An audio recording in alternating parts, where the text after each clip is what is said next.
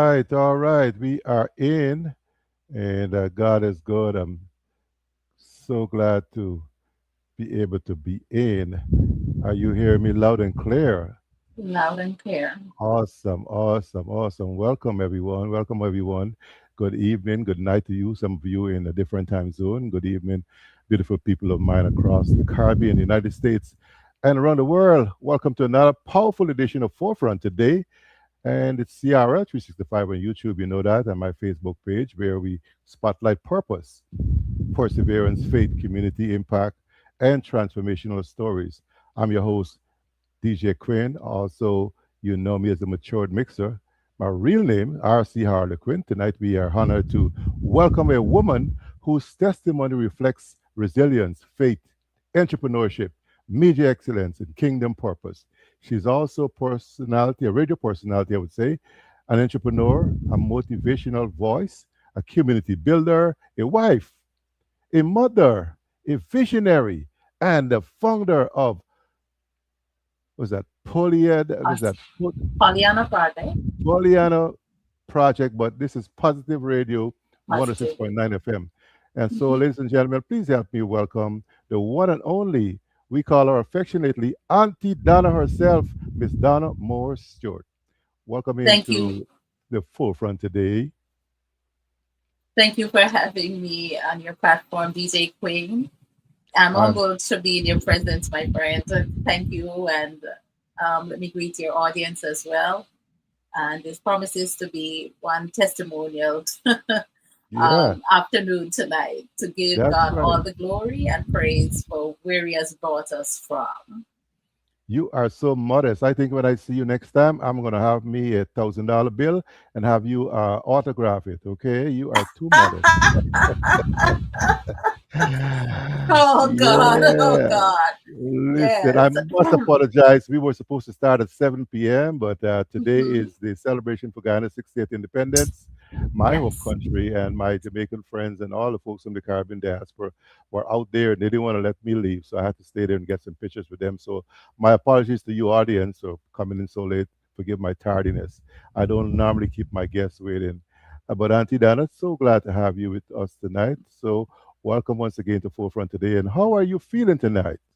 I'm feeling splendid. I'm feeling great. I'm feeling blessed tonight. Yes.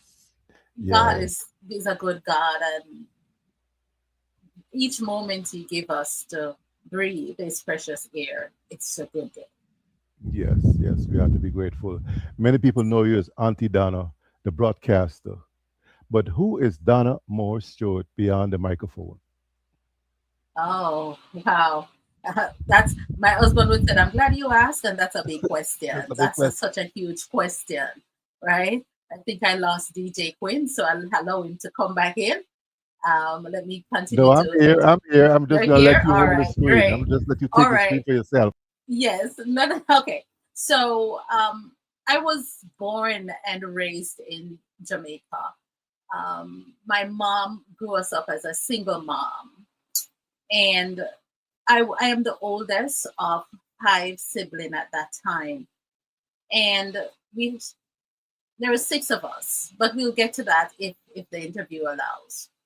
And so I grew up on survival, if you may, helping my mom to navigate life through the ghettos of Jamaica. I went to a Trenchtown primary school coming from the garrison, and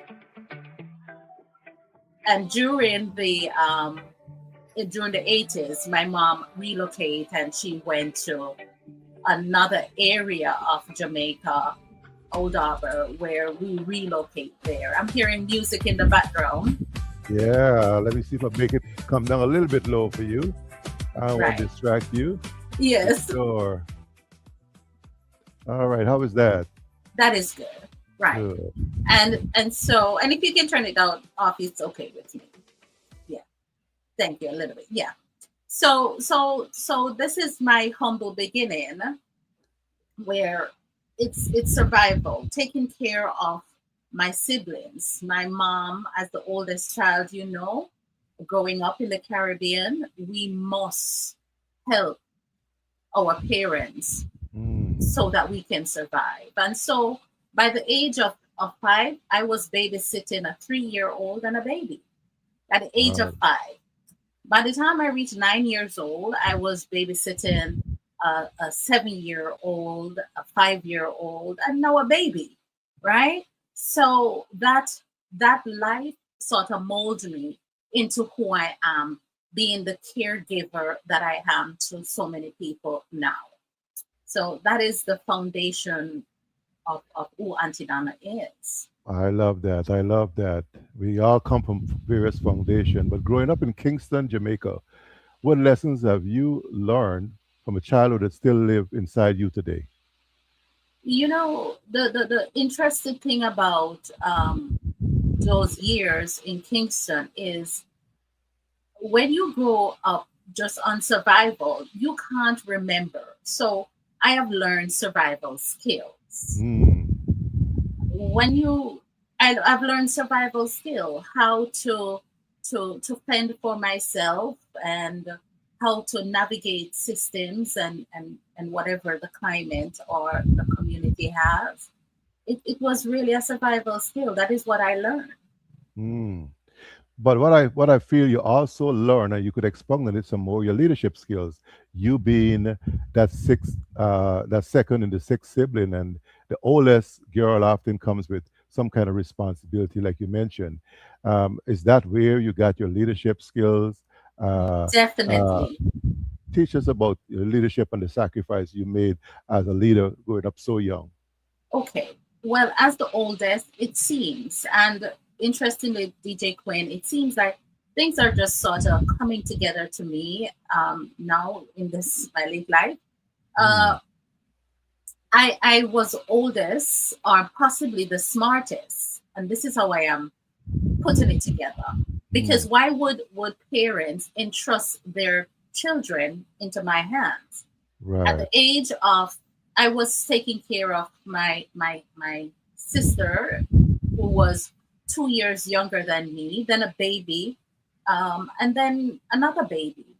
Not only that, during we lived in a tenement yard in Jamaica, Mm, and I was taking care of other children in the yard. Donna, look after this one, look out for this one. So it was always Donna taking care of everyone else. mm, And that is where the leadership skill come. And as much as we could say that, when you entrust such leadership responsibility on a child at a young age, I lost my childhood. yeah, I yeah. lost my childhood. And so I'm just trying to live it. I constantly live in a childhood state every day. You know what I mean? Because I'm reclaiming everything that the devil stole from me, including my childhood. Yeah, yeah. So I Yeah. imagine you didn't get chance to go out and play Litty and Saul Pass and all those nice games we played. No, not at all. My mom was strict. My mom was strict, and I would get a good whooping. When I said good Mm, whooping, even to the point when most of the time those whooping came when I did not even know what I was getting whooped for. mm. It's Right? like a proactive whooping. Like if you like just like a pardon before something happened, huh? Something like that. Exactly. And then as the oldest one, you would have the younger siblings going to your parents, telling your parents lies. Yeah, And yeah. because you're the oldest one, you're getting the beating because you should know better. Right. Not even realizing that I'm a child myself. I don't know better. I'm a child myself. Mm, But I yeah, do not despise those humble beginnings. yeah, yeah, I, I, I take every moment of it to navigate my life to this point, yeah, every yeah. single moment of it. I think that's remarkable, though. But you mentioned pedaling and helping your mom survive difficult season. Did hardship, you think, build your strength, or your compassion more, or your empathy more? I want to get into those things. Your compassion and I know leadership is a strength, right? And those are some Oh, strong, soft skills. But let's talk about your compassion and your empathy some more. okay. Of course, as a caregiver, as a child caregiver, we must embody everything. We must take care of the younger one. We have to I had to cook, I had to clean, I had to take care. And when I say take care of everything, because my mom was a hustler, meaning she would peddle on the streets of Kingston, wherever. And then it life became harder when we left Kingston and relocated to Old Harbor in St. Mm, Catherine. okay. Extremely hard. Mm, Um, because we left from the city life and now we had to go into a rural life. It's mm, dark nights. We're used to lights on stick in mm, Kingston. We're not used to that. We're used to having shower coming from above. mm, Now, now we our bathrooms or our pit toilet or a latrine is mm, outside. Our bathroom was a zinc fence sort of a thing. And as mm. girls, you lost everything. Regardless of what people may say, but you have to take a quick shower and run in as a girl. You know what I mean? And Yeah. so it became very hard. And my mom had to become a farmer, and she Mm, started to farm the land. She started to farm the land. She would plant quick crops, callaloo, okra, and it was a turnaround. So we would have to go, meaning my other sister, the one that follows me, and I had to go to the market every Saturday morning mm, to sell. So we go to school, mm, no time for anything. On Friday evening, we have to pick the crops, get them ready to leave out early on a Saturday morning to go to the market. mm, So and not knowing these were skills that the Lord was building into me, the mm, mm, sales skills. Because I would sell my okra and my stuff them off real quick. I was like, lady, 6 cents a dozen. You want okra? mm, Come, mm. 6 cents. That this is a long time I'm talking to you about. So people skill, I developed that. People Mm. tend to like me a lot, you know, and so those are some of the things. And we did not, as I said, we did not have a father who was taking care of us. So when we go to the market, it was to sustain us for the week. Mm, So and sustain us meaning have to buy our feminine products, and it has to take us school lunch or fare to school for the week. We're talking about 10-year-old, 14-year-old girl. That is mm, what mm. I used to do. You know, So Auntie it Donna. builds, yes, Yeah, you were saying that bills. Go ahead. I'll let you finish that yeah. because. So it builds.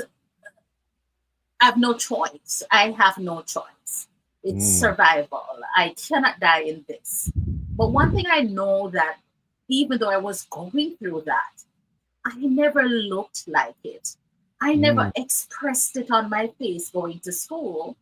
Because mm, years later, my teacher, when I told my teacher, she said, "But you did not look like you need help."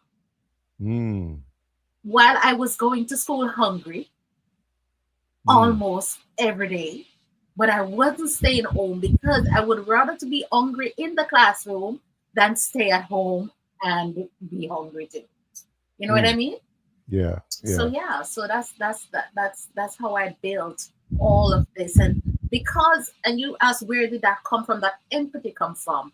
I do not want anyone, if I can help it, to go Mm, through what I went through.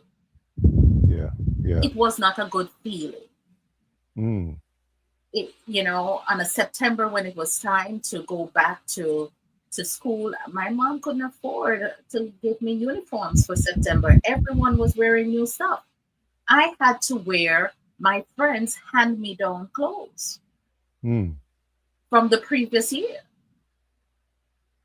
So it causes me to, like, I don't want children to go through what I go through. If I can do something to help, I will help. Mm.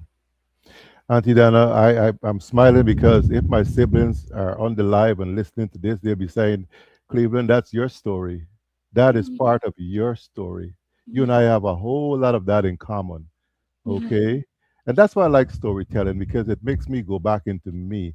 A lot of people see your hands now nice and soft, and your face is nice and moist, and they think that you grew up with a gold spoon in your mouth. But just like you, I had 10 siblings, and my mom was a peddler in haberdashery. And at Um, 11, 12 years old, I sold in all the markets you can think about in Guyana, South America. I had my own piece of plot of land, planting my pigeon peas and okra and whatever, corn or wow. whatever. I Wow. know about the back dams. I know about the meat bar, the white fowl, the Creole fowl, raising them, the pigs, and all that stuff we had. And so, just like you, we moved from the city and we moved into the country area, and then the folks thought we were too holy and mighty because of our accent, and so we had to adjust into the country language and all that good stuff. So I feel you. I feel you. I can visualize you growing up, because a lot of times folks don't want to hear about where you come from, and but that's just why this is why I like storytelling, Yes. as we can go beyond the looks that we present on camera, and the presentation we make at these various UN environment. And people must know that we come from somewhere. Come We on. know the sacrifice. We were built for this, right? We come from good parenting, and our Yes. leadership skills emanate from somewhere else. But Sure. looking back, Auntie Dana, looking back, would you change anything about your upbringing? No, no, because I'm happy where I am today. Hmm. I've thought about this question. No, I would not, because even when the times were hard, even when I there were times when I could not find my way, God was always there. Yeah. Mm. He always, in every step of the way. I could have gone to the market and not sell anything, right? Yeah. Favor was with you Come on. even since But then. but I sell off my things them, and then I have to find my sister, and I said, let me help you sell. That is Mm. favor, right? And Auntie Um, Donna, my sister used to like to take me with her because I get the things sell out faster. You see, know, we go into the Indian area, down the streets of Linden, Retrieve, yes, Wismar, and Bath Settlement, and all those areas where people don't want to go sell. And exactly. because of, I guess, charisma, influence, I don't know, I didn't even know what it was at the time, And we but did we not never know. took back stuff home. We got it Ex- sold out. Exactly, exactly. Mm. And while, as I mentioned, that I went to high school, and during my high school year, it really and truly was hard. Um, you know, and I grew up with a very strict mother. Her name is Miss Polly.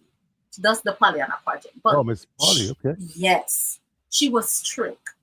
Uh, so I would dream a lot. Mm. With each tough times I had, with each hard time that I had, I would say one day, one day, one day, one day. Mm. And I would sit on the front veranda, they would call it, a little piece of brought down veranda, and I would stare in the sky. This is something I still do. At my Mm. age, I still look up in the sky when I'm by myself. And I said, one day, I'm going to be somebody.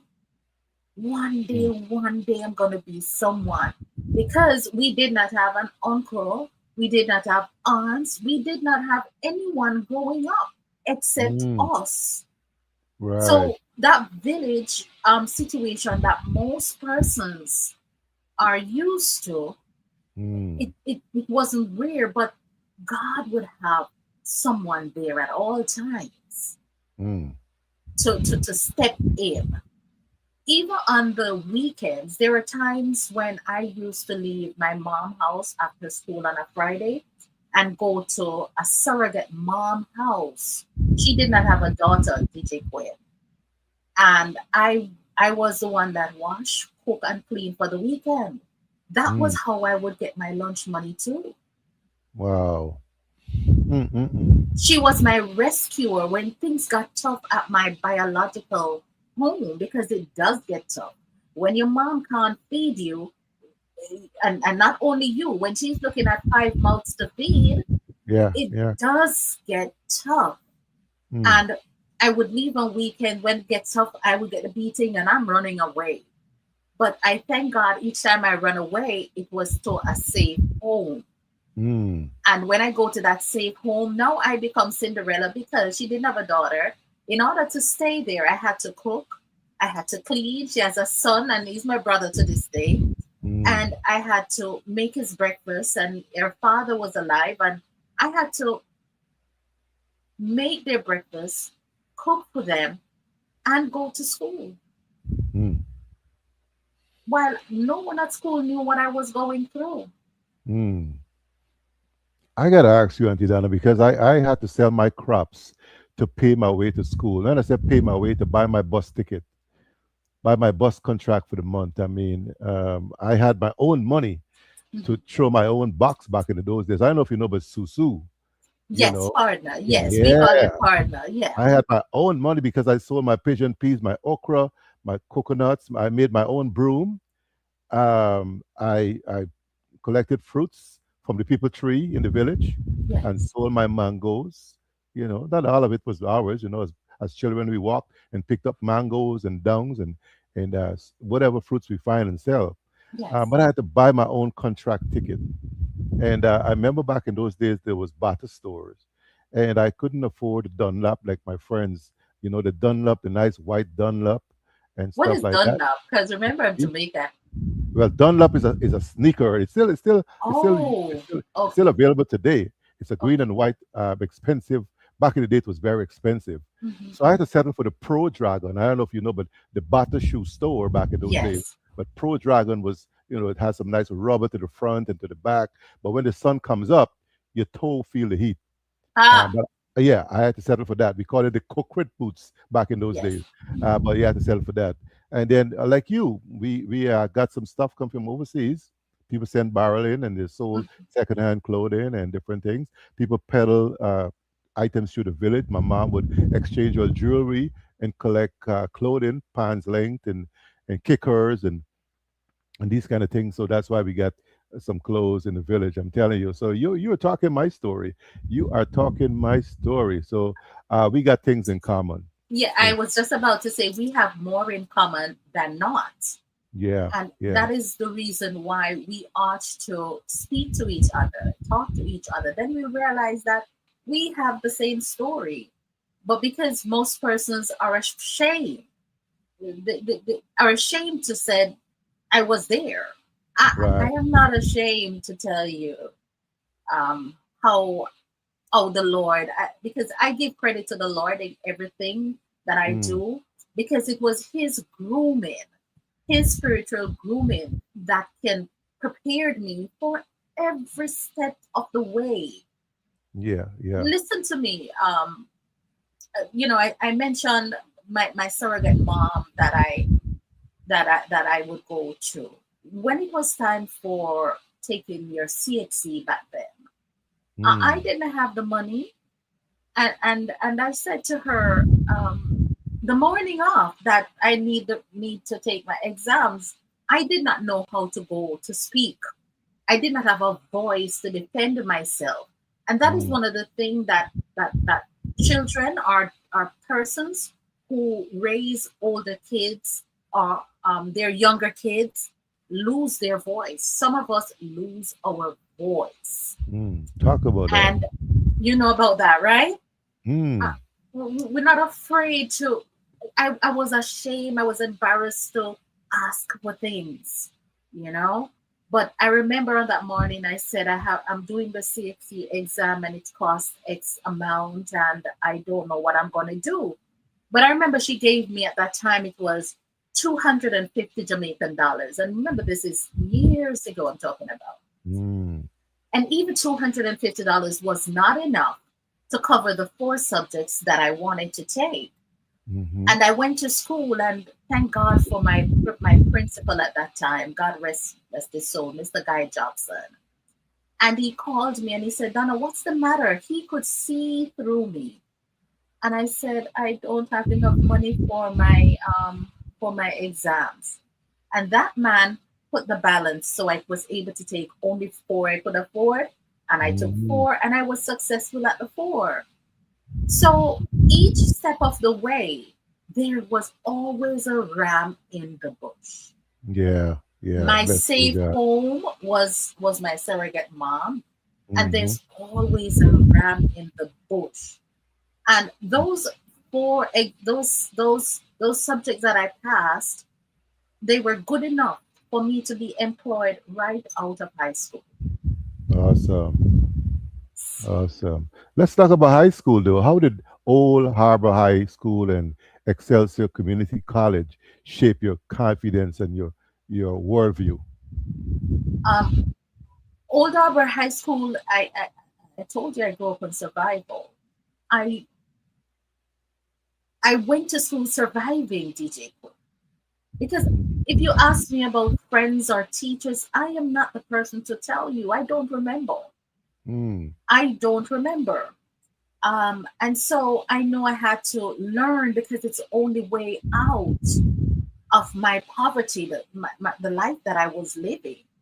I mm, did not want to fall into you're gonna, by this, some of my friends were getting pregnant and having babies and dropping out of high school. And I try my best that that is not going to happen to me. I'm not going to, so going to school was to prove to the naysayers that I am not going to drop out of school, have baby, and that's the end of my life. mm-hmm. So school now become my place of rescue from whatever I was enduring at home, Yeah, yeah. right? So to remember certain elements of high school, I really and truly don't know. And Mm, then I have to, oh, you will hear me always come back to say, it got to be the grace of God. mm-hmm. It got to Mm-hmm. be the grace of God because there is no explanation that I can give you, Mm, right? So in that environment of the whole of our high school, I did good. I really and truly, I was a good girl going to school. I had my mm, shares of high school challenges, but when I got it together, I finally got it together, right? mm-hmm. And I left out of high school and went straight to work in a funeral home, and that's where it becomes something else, right? Uh-oh. Oh yes, because the four subject that I passed, they were all administrative subjects: Okay. typing, Mm. office procedures, English, and math. So I could type 90 words per minute at the age of 17, 18. Back Wow. then. That was Not like fast. not like me at all. I'd be picking, picking, picking. Mm.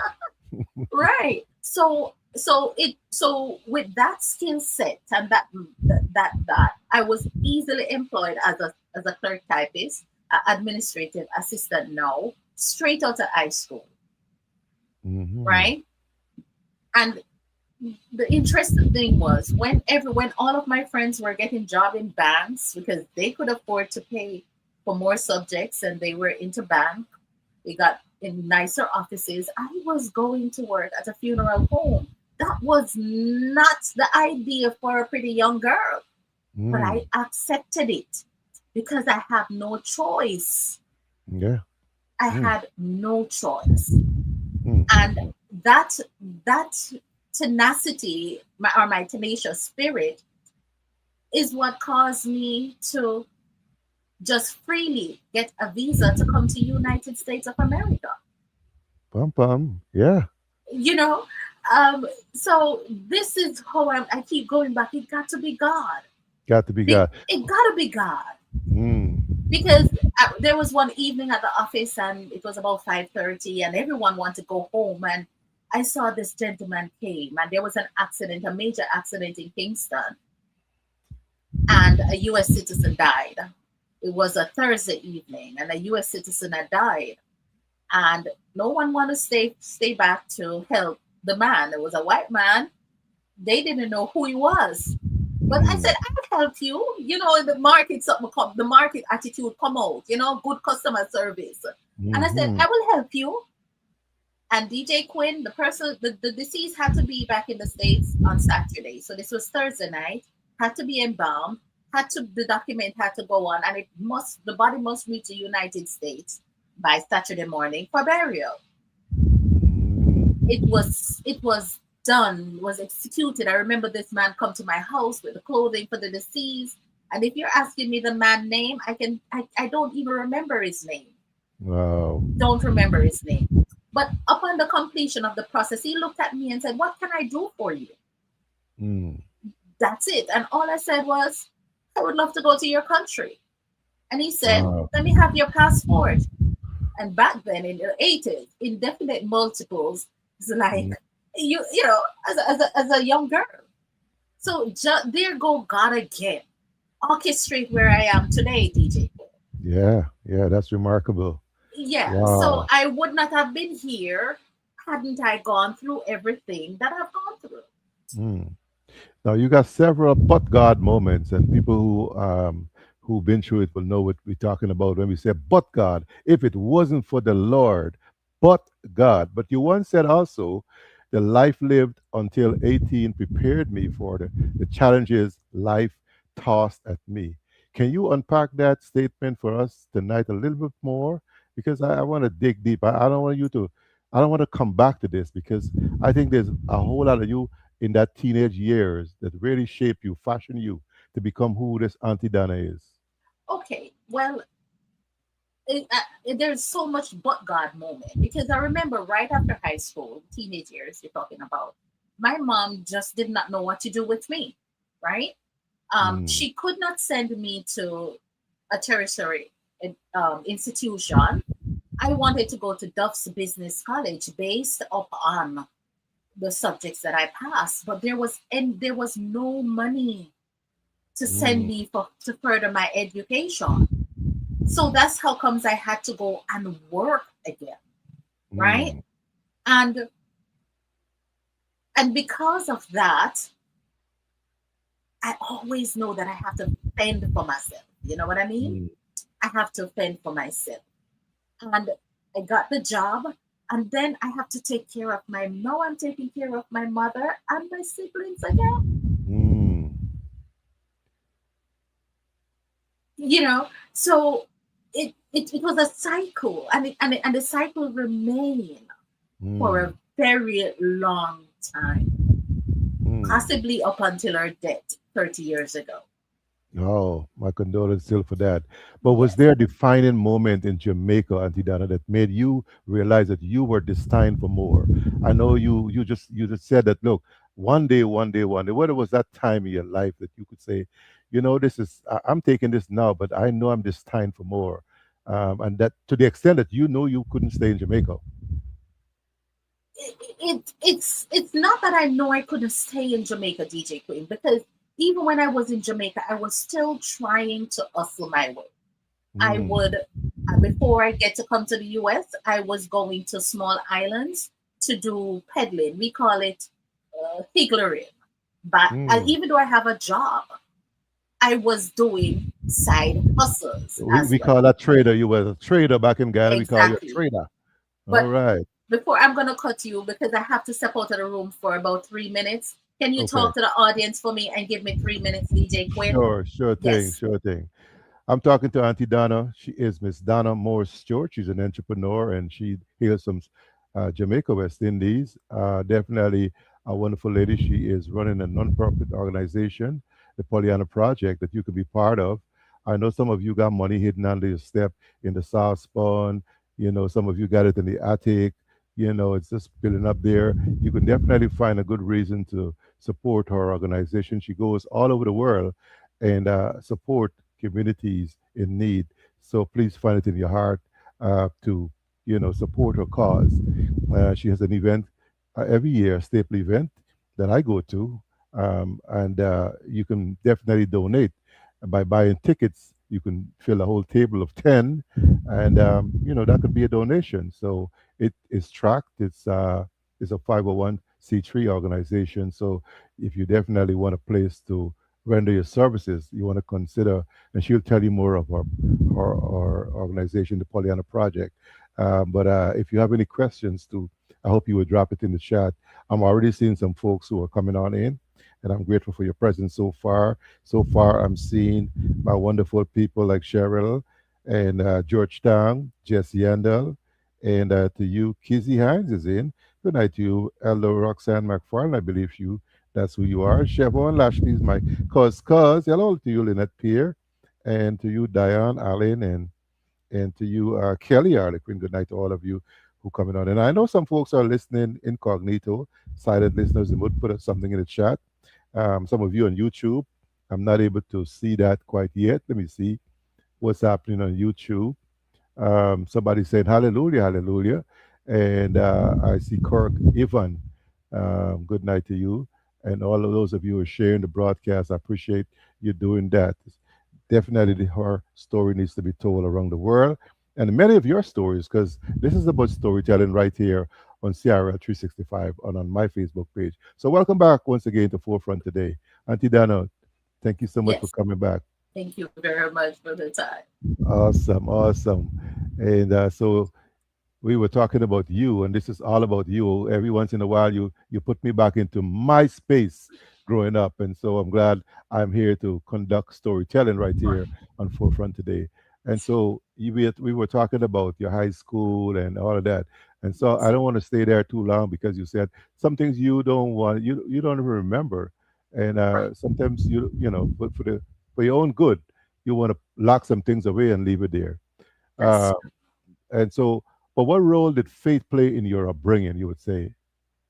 I know you said, um what God? yeah, but I there wasn't anything about faith. My mom was not a religious person. We did not Mm, grow up in church. I know there was a God. I know that there is a God. And some things that happened to me even before I've accepted Jesus Christ, it got to be God because there is no explanation for it. So mm, you could say that he has been calling me from my youth, but I did not answer. We mm, could look at it that way because it was him all along. It is still him to this day, mm. right? But let me quickly run back to when I got my visa. And when the man gave me the visa, and I went to the embassy and picked it up, he looked at me and he said, Donna, I want you to do great things in the world. Mm, Do not mess this visa up. And I'm mm, holding my hand the way he was giving me my mm. passport. He said, do not mess it up. Because this was people who was coming to America, run off and all of that. Yeah, But to yeah. this day, his voice is still in my ears, and I never did. But he said, I Mm, want you to be great in the world. I did not know. I am surviving. I mm. did not know anything, right? So I came to America and I still now had to take care of my family back home. It never stopped, DJ. Yeah, You know the rule. We yeah. share these stories. It never stops. And Mm-hmm. I remember when I first came here, and these are defining moments when I realized that if it's not working out for me, it is not for me.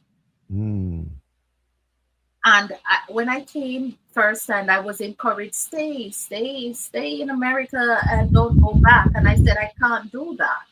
mm. And I remember I tried it. Back then, you could try a 6 months and you'll be okay. And then I Right. realized this is not for me. Mm, I can tell you what I don't like. I can't tell you I can tell you what I don't want. I can't tell you what I want. Does that make mm. sense? Yeah, I'm getting it. I I'm getting don't it. know what I want, but I Mm. know what I don't Don't want, want. Okay. right?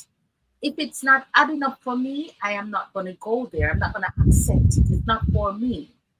But Mm, if you said, I can't write, I don't have a vision. Everything else, I'm just moving through life, mm, just moving through life. And I remember when I came to this country and, some family members want me to stay. And I said, no. And I mm, went back to Jamaica and I went to cosmetology school mm. because now I don't want to work for anyone. I want to work for myself. Yeah. The So, entrepreneur is coming out of you. yes. So, Mm. right. So now I left my job in Jamaica. Unemployed. So I said, okay, I have this opportunity.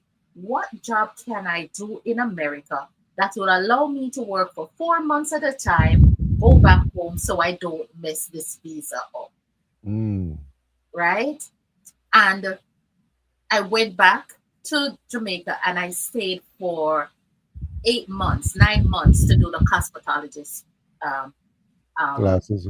classes. And Mm. once I was able to be employed, I migrated from Jamaica in 89. Mm. And Wow. yes, so I don't know. I know what I don't want, but I don't Mm. know what I want. Mm. Okay. Okay. Right. All right. I'll let that sink into me later on. But Auntie Donna, Yes.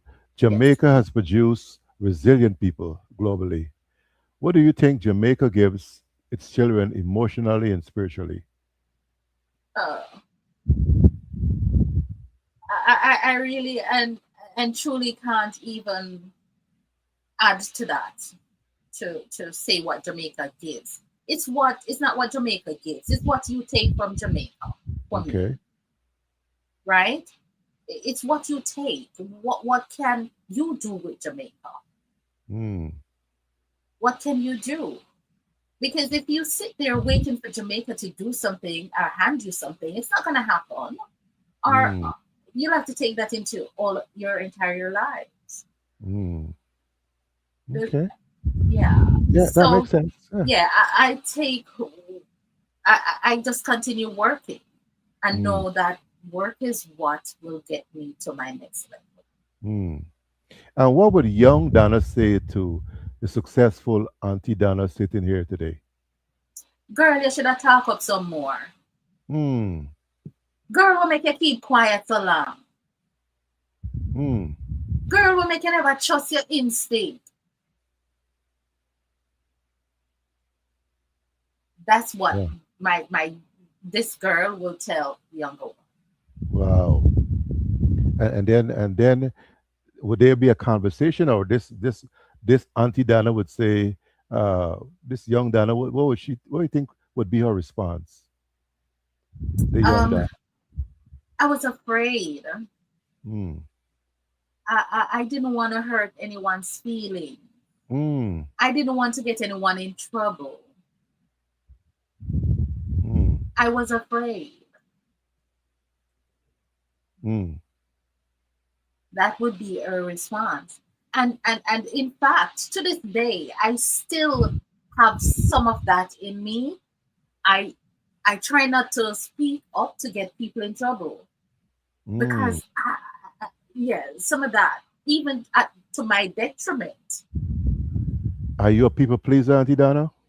I think I was. I'm learning to get out of it. Yes, Mm. I'm learning. I've learned some hard lessons that prepare me for now. Mm. Let's go to immigration as we move along. I'm talking to Auntie Donna, affectionately called Auntie Donna.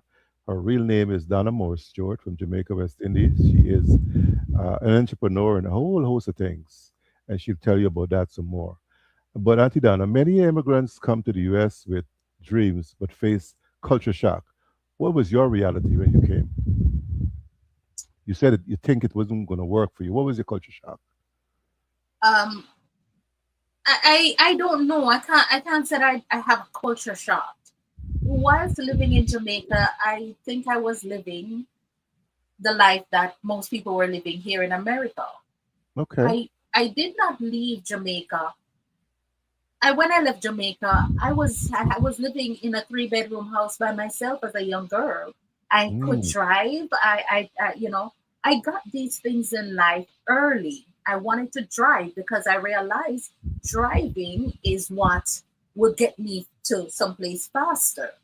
So Mm. I did not leave Jamaica unprepared. I come to this country prepared. Mm. The culture shock, which if you may, it's the fact that persons would not help persons to Mm. get ahead. Okay. So now I had to learn to navigate these spaces.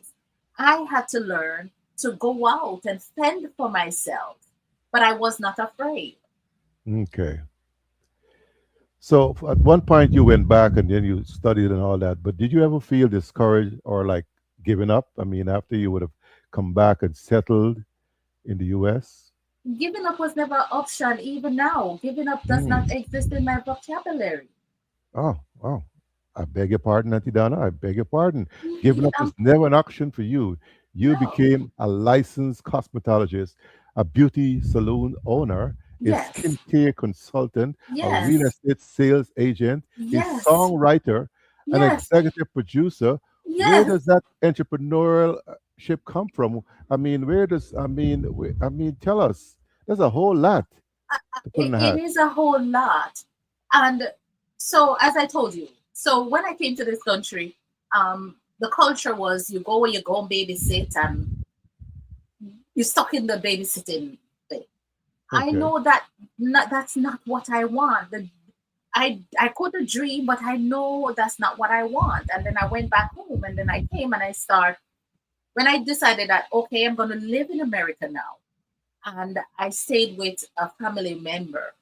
And I remember I was doing the living job for a while, and even while I was doing that, I said this is not for me because the Mm, little girl that I was taking care of when I was one afternoon, she ran out of my aunt DJ Quinn, and mm. she almost got hit by a car. Oh my word! I know That some of those was stories. enough. That was Mm, enough to send me packing. mm. And I said, I can't do this. What if a child died on my watch? Yeah. I don't think I could survive that. So I remember that weekend, I bought the paper, the New York Times or one of Mm, those papers back then, and I went through the classified, and mm, I went to the classified. Before that, I remember coming home on the weekend, and I saw all of my clothes packed up in those brown boxes in the mm. hallway.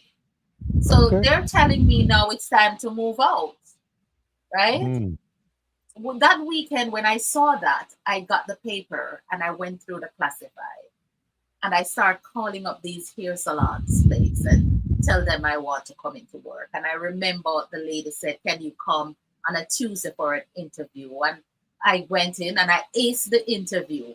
I got hired mm. right on spot. That very week, my aunt put me out of the house, meaning now that you're working, you need to go to your space. But it's not a bad thing. Now that you're working, you need to go to your space. But Mm, that was shocking for me, mm, right? Because now you're telling me to go live on my own in a strange country. But I did. And I mm, remember the room was this small, it mm, could only hold a twin bed mm. and a little chest of drawer, Right. right? And it was close to the salon that hired me. And I was getting $200 per week then. Mm, And I remember that my rent was $100 per week. mm. Okay. $100 per week. And then I had my little susu, Mm-hmm. $50 for my susu, left me with $50 now. Mm, What can $50 do? mm, mm, mm. And so it forces me now to be nice to every customer that comes into the salon. And my tip is what I would live off. Oh, so that's how you maintain your smile. My tip. It's coming. It's coming. Okay. So now I have to be good because I know that the only way that I can get ahead is if I'm good, right? Mm, And I would take my tips and I would back then Pathmark used to sell rice for $2.99 for a 20-pound bag. And I would be going on the train with those 20-pound bags because I know Barry has to go to my mom, mm, mm, mm, mm, you know? And that is how I the early beginning. And while I was there for a while, the lady, the salon owner, she would have incentives. One of the Mm, incentives were to get, you would get money or a gift, or usually it's monetary incentive. And every month I'm winning it.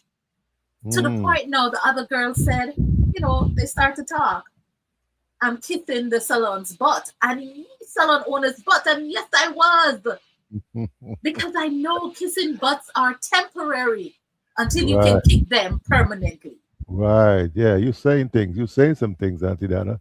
I'm telling Yes, you, some we, terminologies we we use. must we must kiss butts until we can kick them, Yeah, right? yeah. And Mm, I was those are the things that was always on my mind, mm. always. Awesome, awesome. Yeah. We talking some deep conversations here. Some people though survive America, and others build a legacy in America. How intentional were you about your legacy? Um, and as I'm going to go back again and said, I did not know what I was building. I did not know what I was doing. Mm, There wasn't a script for me. I did not have a vision board. It's all survival. And I mm, use all my survival skill every day. The one I've learned today, I will use it tomorrow, and so forth and so on. But I don't plan ahead on what I want to do mm. like that. So when I was at that salon, and then a family member said, "Oh, move from Brooklyn." So this was in Brooklyn, and Okay. move from Brooklyn to the Bronx. And Mm, and and and those were some tough times, DJ Quinn, because the number two train from the Bronx at Gunnell Road to the last stop on the number two train on Flatbush. And then I had okay. to take a cab from there to Farragut and walk 2 long blocks to 40 something street. Mm, Mm, So persons would see you now and don't know what you've endured. yeah, yeah. The sacrifices you made. Yes, and Mm, I had to do that both ways. And I remember this particular establishment, if we are late, $10 was coming out of our pay. mm, Your grace period is 5 minutes, 9:35. After that, she's taking $10 out of your pay. I could not afford to lose mm, $10. So I was mm, getting up at 5 o'clock to take that 2 hour ride to Brooklyn from the Bronx. And I did mm, it for a while until it changes. mm. I heard people call you corn color, or you call yourself corn color. Where did that come from? Okay, the corn color comes because I have nieces and nephew, right? And everyone that I know called me Auntie Donna. Hmm. Now, um, in 2019, a new Auntie Donna surfaced. At first, they started to call her Miss Donna. Okay. And my audience have been calling me Auntie Donna. My pollinators and my recipients have been calling me Auntie Donna for that long.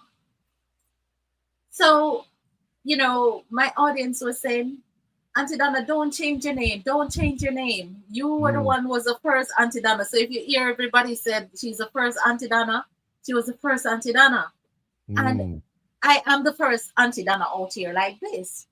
And I didn't want to ruffle anybody's feather or cause any fuss or fight and said, don't use Auntie Donna because I'm doing it. I did not want to do that. And so one afternoon, a couple of my audience members, we decided that we're going to throw some names up and see which one fit me. Because in fact, I never had a nickname growing up. Hmm. Like I've never had a nickname. So they said, all right, since this other Auntie Donna, which is a sweet person, I know her personally, and she's dark skinned, so why don't we call you Corn Color? And they came up with some other name. Okay. Yes, so it was I didn't choose it. My audience members select the name and then they voted, and the one that fits me stay. So Hmm. Auntie Donna Corn Color is just for distinction, since Okay. there's also another Auntie Donna out there. Hmm. Well, shout out to the real Auntie Donna, man. The real Auntie Donna is right there before Ouch. us.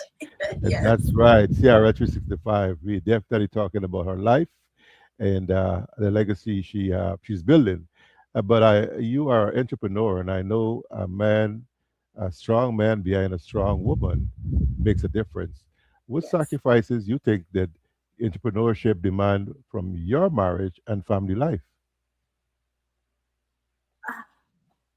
Oh Lord. Everything that you ask me is always a story. Um, because most of the time, coming up, like not growing up, coming up, I Mm, I've never really worked in a formal institution here in the mm, since I got here. It was always me owning my business, having my business. And I remember when I opened my first salon, it was such a tough time. As a matter of fact, it was right after my mom's death that I opened mm, my salon. And I've had my share of choosing wrong partners, choosing the wrong person. I've had my mm. share, Okay. right? But after my mom died, the Lord started to speak to me. I can feel there was a shift, and some persons were being placed in my way to guide me towards Christianity. Mm, I no one invited me to church. People, all you got to need to invite persons to church because we don't do that a lot, right? mm, And when I when the call keep getting stronger and stronger in 1999, as a matter of fact, let me go back. This is important. In 1998, I almost died. I mm, came, yeah, this is important. I I became so ill that feces was coming through my mouth. mm, I didn't know what it was. Doctor didn't know what it was. I was admitted in the hospital, and I was there, was running a temperature 103, 105. Nobody knew what was going on with this girl. Tests mm, wasn't proving anything. So it was getting so bad now that they rushed me straight into the OR. And I remember, I know that I was dying, DJ Quinn. I know. mm, But God was placing persons for me to start listening to God more and talk to Him more before mm, that moment happened, right? And I remember in 1998 when they wheeled me into the area for the anesthesiologist to submit to add the medicine. I started to have this conversation with God, and I said, God, this is how you're gonna take me out.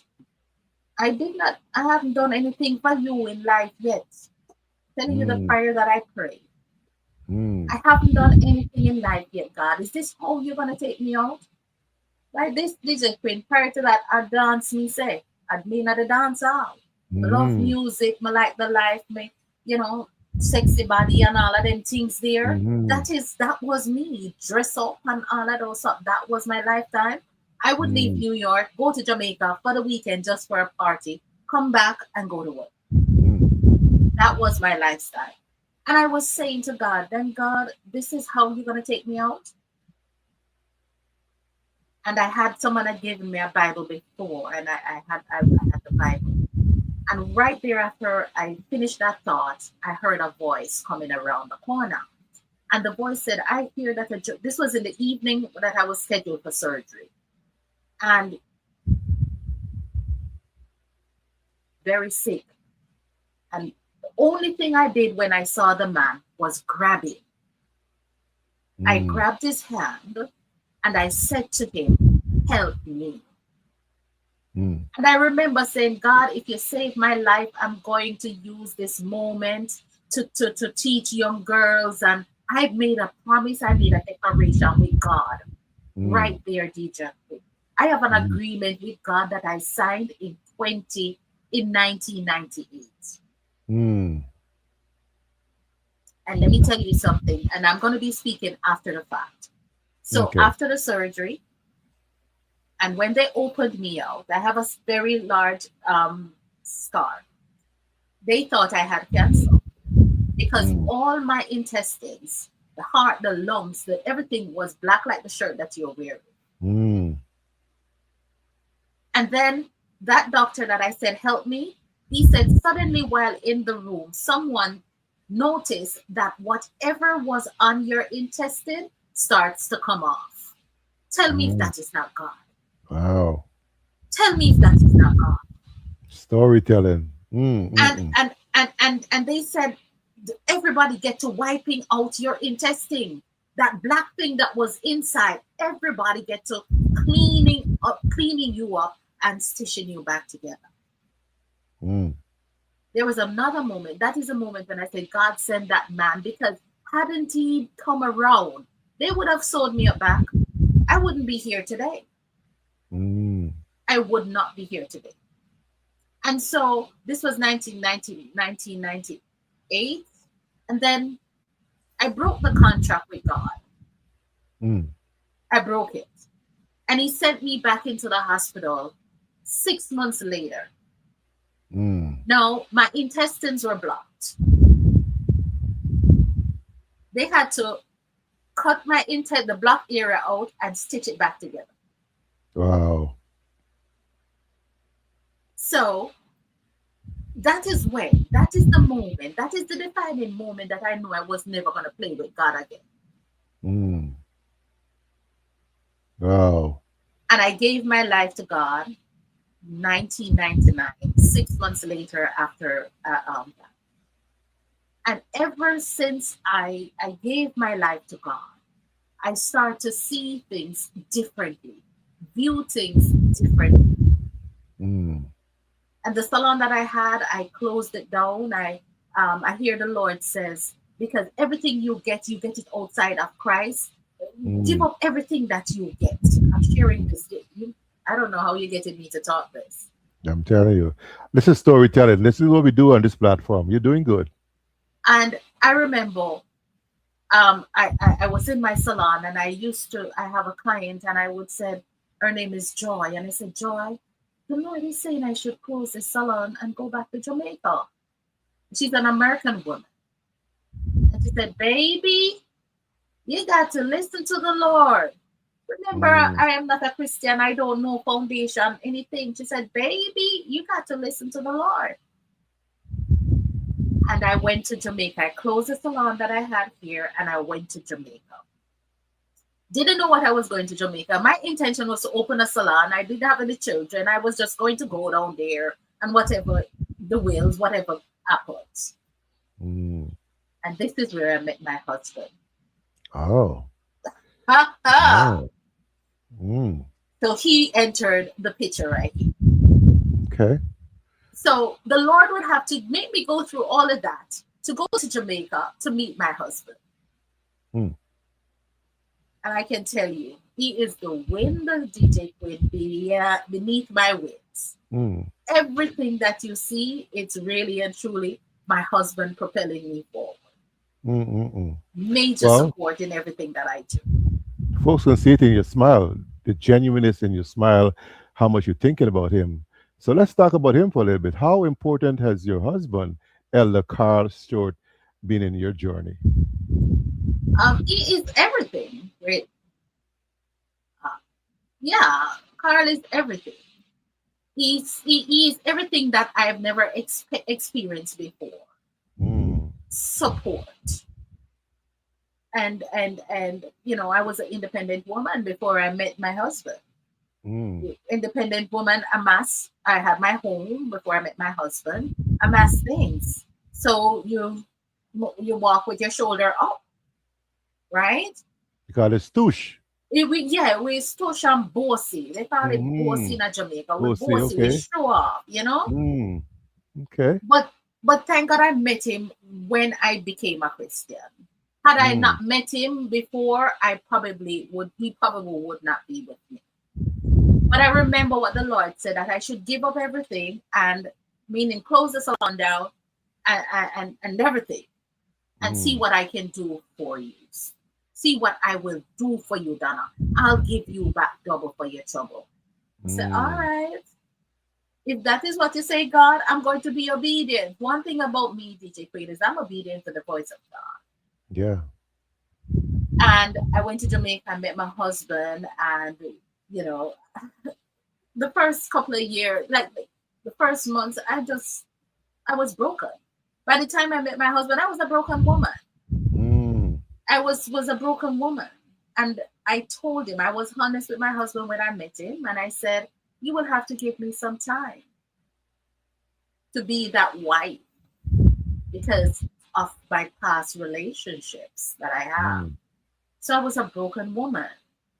Didn't know, nobody teach me how to be a wife. My mom had 6 children at this time with probably four fathers, four Mm. baby fathers, something like that, or three baby fathers. Mm. So there wasn't much of a blueprint for me to follow. Mm. But one thing I know, when I met my husband, I was honest. I was honest. And if I had not been honest, I don't think we would have been here Mm. 25 years later. Honesty. Okay. One of the good elements of marriage. Okay. We can Yes. have that conversation later. Yeah. Yeah. But you talking some things. So, Elder Carl Stewart, very very instrumental in your journey. Very very supportive. And then you're raising two twin sons. Well, twin sons, right? Mhm. While pursuing your purpose. Was that easy? And how did you balance your motherhood and your ministry? It's it. Nothing for me is easy. Mm. Nothing. There's nothing that I have. It's not easy. Remember I told you about that surgery, the procedure that I had. Right. I was never supposed to have children, DJ. Wow. Yep. Miracle babies they are. These Come twins are. on. I was never Mm-mm-mm. supposed to have children. And Mm. so I told my husband that the first time when I met him. I said, I don't know if I'm gonna have children because of Mm. this surgery that I had. And he said, oh no man, it's gonna be all right. We can adopt. We can Mm. adopt. He still want to marry me. I'm said, I'm a real fool, you know. Carl, he was persistent. He said, you want to marry me and we got now have he's a young man, you want your children. Yeah. You understand? And after that surgery, female would understand certain things did not happen. I, Mm. zero zilch. And then I married my husband. I was honest with him and I told my husband. And he said, okay, we will adopt. But the first year was okay. But then the second year, his friend starts to, when are you gonna Mm. have a child? When are you gonna have a child? You Yeah. know? Yeah. Wish you twins. I wish you Yeah, no. They, triplets. they, they- Huh. they're like the time for to have children. The pressure. Mm. When I'm gonna say Happy Father's Day to you, man, because you're married Mm. now, so you're supposed to be having children. Mm-hmm. And I can see the look on my husband's face. And then when it comes to Mother's Day in church, I did not like it because the churches they let all the mothers go on the line, Mm. and the ones who are not mothers would be sitting. So everybody knows that you're married or you Yeah. don't have no children. It does not No. another. So then I No. started said, all right, let us consider having children, right, Carl? Mm. And we consulted our doctors, and remember I told you certain things wasn't happening to me as a woman. And I Right. remember miracle stepped in again, and I remember exactly where I was, and Mm. the miracle happened, and I had to call my doctor, and my doctor said, "Well, it is known." The same doctor, he said, "It is Mm. known that things grow back in a female." And I Wow. said, "Really?" He said, "Come on in." Ooh-wee, but God. Listen to me, DJ Quinn. The reason why I smile is my but God moment, Mm. you know, and and we get home and then we have conversation with the doctors and they're saying all right, we could do this, we could do that. And I when I knew I was pregnant, when I got pregnant, I didn't tell anyone. As a matter Mm. of fact, I disappeared for about 2 months um, Mm. off the grid. So I closed the salon down. My friends know nobody could find me because I didn't want to talk, Mm. right? I didn't want to talk too early. And then when Mm. I found out I was having twins, I said, Mm. boy, God, you really did say you don't give me double for me trouble, right? Mm. But raising my boys, it was very hard because we did not, like myself, we did not have, I did not have family and friends and support raising my boys. And the jobs that I've had along the way allow me to navigate the spaces, the salons. I was taking my children when they were babies to the salon. Once they start to grow up and they're boys and they start playing with the rollers, I realize now it's time that they're not going to be in the salon because I don't want my boys to start seeing all of these females and playing with rollers. I was not having that. Mm. And I had to change my schedule. I had to change my schedule to accommodate raising my children, Wow. right? Because we did not have that support. But Carl and I knew it was he and I all along. Whatever the wave, whatever category storms that comes, it's always Carl and I. Mm. People tell you I dubbed him as my bestie. Carl and Donna. Carl and Yes. Donna. Like What a Morris and story. Jenny. Yeah, what a story. I always ask people to come on in with your juice or your water because there's a segment I call Pour Out or Rapid Okay. Fire. All right. So this is a segue that you can drink something because you poured out a lot already. But I Yes. like to pour out everything I can because what I don't like to do is have two interviews. Okay. And so take a moment and you always have your lemonade when you're on your show. Yes. And I hope And I do I should have have. it here. Yeah, you see, I got to get some of that lemonade one day. I'm in New York. I need to get me a bottle before I go back. That's Uh, right. so Well, the lemonade premise comes about when life gives you lemon, we make lemonade. mm, Life has given me so much lemon, and I'm still drinking lemonade. mm, yeah, because it's good for you too. It helps to purge out mucus. It helps to clear Yes. up a lot of things in your body. Hmm. Lemonade is good. People don't know. But let's do some pouring out, shall we? This one is called pour out segment. Uh, So no performance, no pressure, just just heart answers. This mustn't be a hard answer. It must come from the heart. Is that okay, Auntie Donna? Sure, go ahead. Sure. Good. Donna, what pain did success never erase? The death of your mom, a parent, Mm. Want to expound on or it, the or you want loss to? of the loss of a parent.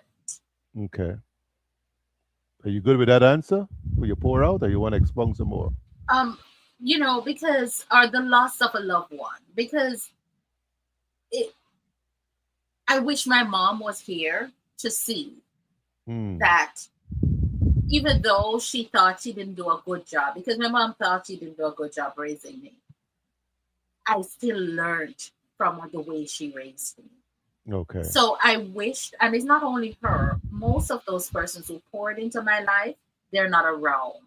So no matter how oh, whatever success I would have achieved, I still wish they were here to see. Mm. Remember, I'm going into your heart now. I'm going deep, right? Mm. Was there ever a season where you smiled publicly but cried privately? Yeah, yeah. There is this moment. Let's talk about that. I have been doing the Pollyanna Project nonprofit Okay. for 30 something years, helping children Mm. and family globally, right? Mm-hmm.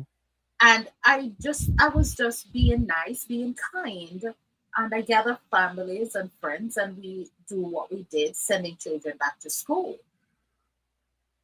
But I did not know that a reward was there or an award was there until I met Rhonda Ben from Caribbean Girls. Chris, Mission of Hope. um, Okay.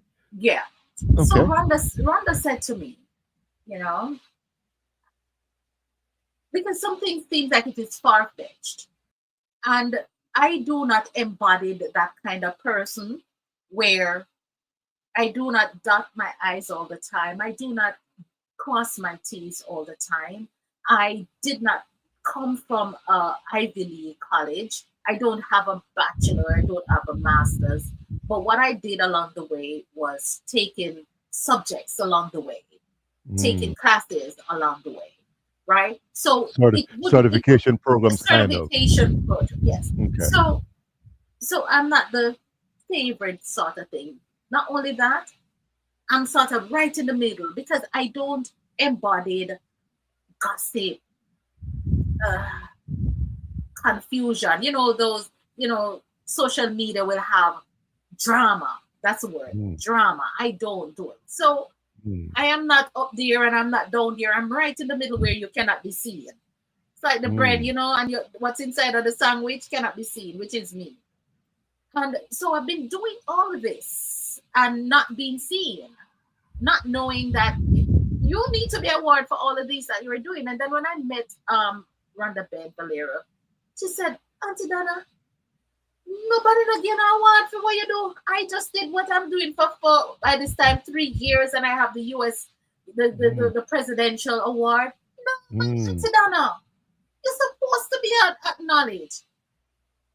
So that is when I realized, after Mm. doing what I've been doing for at that point about 28 years, 29 years, that dang, consistency, I've been doing this. And then Mm. I cried and wish again that my mom was here to see that her daughter received honors from the president of the United States. Awesome. I'm glad I was able to pull that out. That Yes. is remarkable. Mm-mm-mm. So, thanks for that. Now, what burden do people misunderstand about strong women like you? That we don't work. They think we don't work. They think, when we present, that this is a presentation, Mm. they don't think strong women cries. A lot of persons don't think that we hurt because we're strong and we seems that we can solve all the problems. They don't see the nights when are the times or the months when you are by yourself and alone. Mm. As a matter of fact, it's persons like me who get attacked. But Mm. once again, I will go back and say this to you, that I was not the person to talk about my attackers. I never give my attackers any credit. Mm. I've always says what you've meant for harm, the Lord is going to turn it around for good. Mm. I'm loving this storytelling from you, Auntie Dana. I'm loving that you allow me to go deep.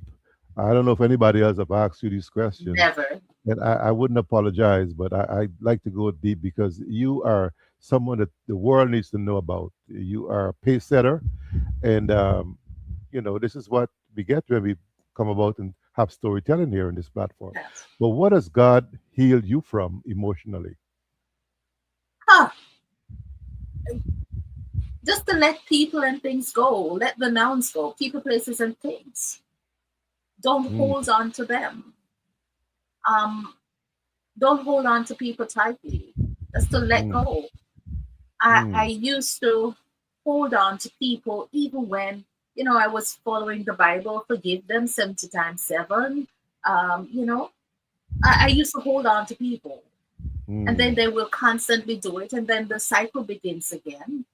The abuse Mm. continue, um, because they see you're a Christian and they think that they should take advantage or disadvantage of you. So I have to allow the Lord to let me let go of people Mm. quickly if they do not serve my purpose. Mm.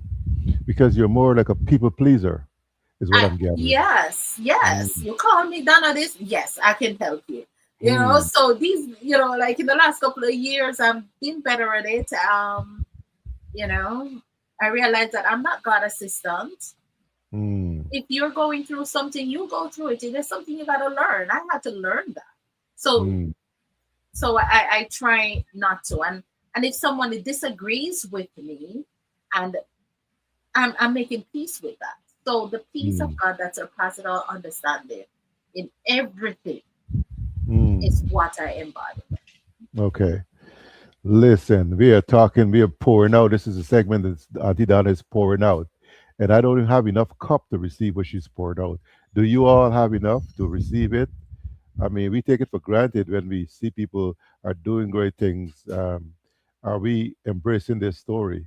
We see the process, we see the progress, but we don't see the process sometimes. And this is what we do here on this platform. We do pour out and we do rapid fire. Have you ever battled loneliness while surrounded by people, Auntie Of Donna? course. Lonely, don't leave me alone. You know the song? Yeah, Lonely, man. don't leave me alone. Why? Tell Why? me Tell me why. why. Lonely I never. Sing that song, Auntie Donna. Let me tell you something. And I have come to accept it because chosen persons like myself have to be, God has to keep us in that lonely state Mm, where, because I am easily distracted, God have to make sure He keeps me in a lonely place all the time.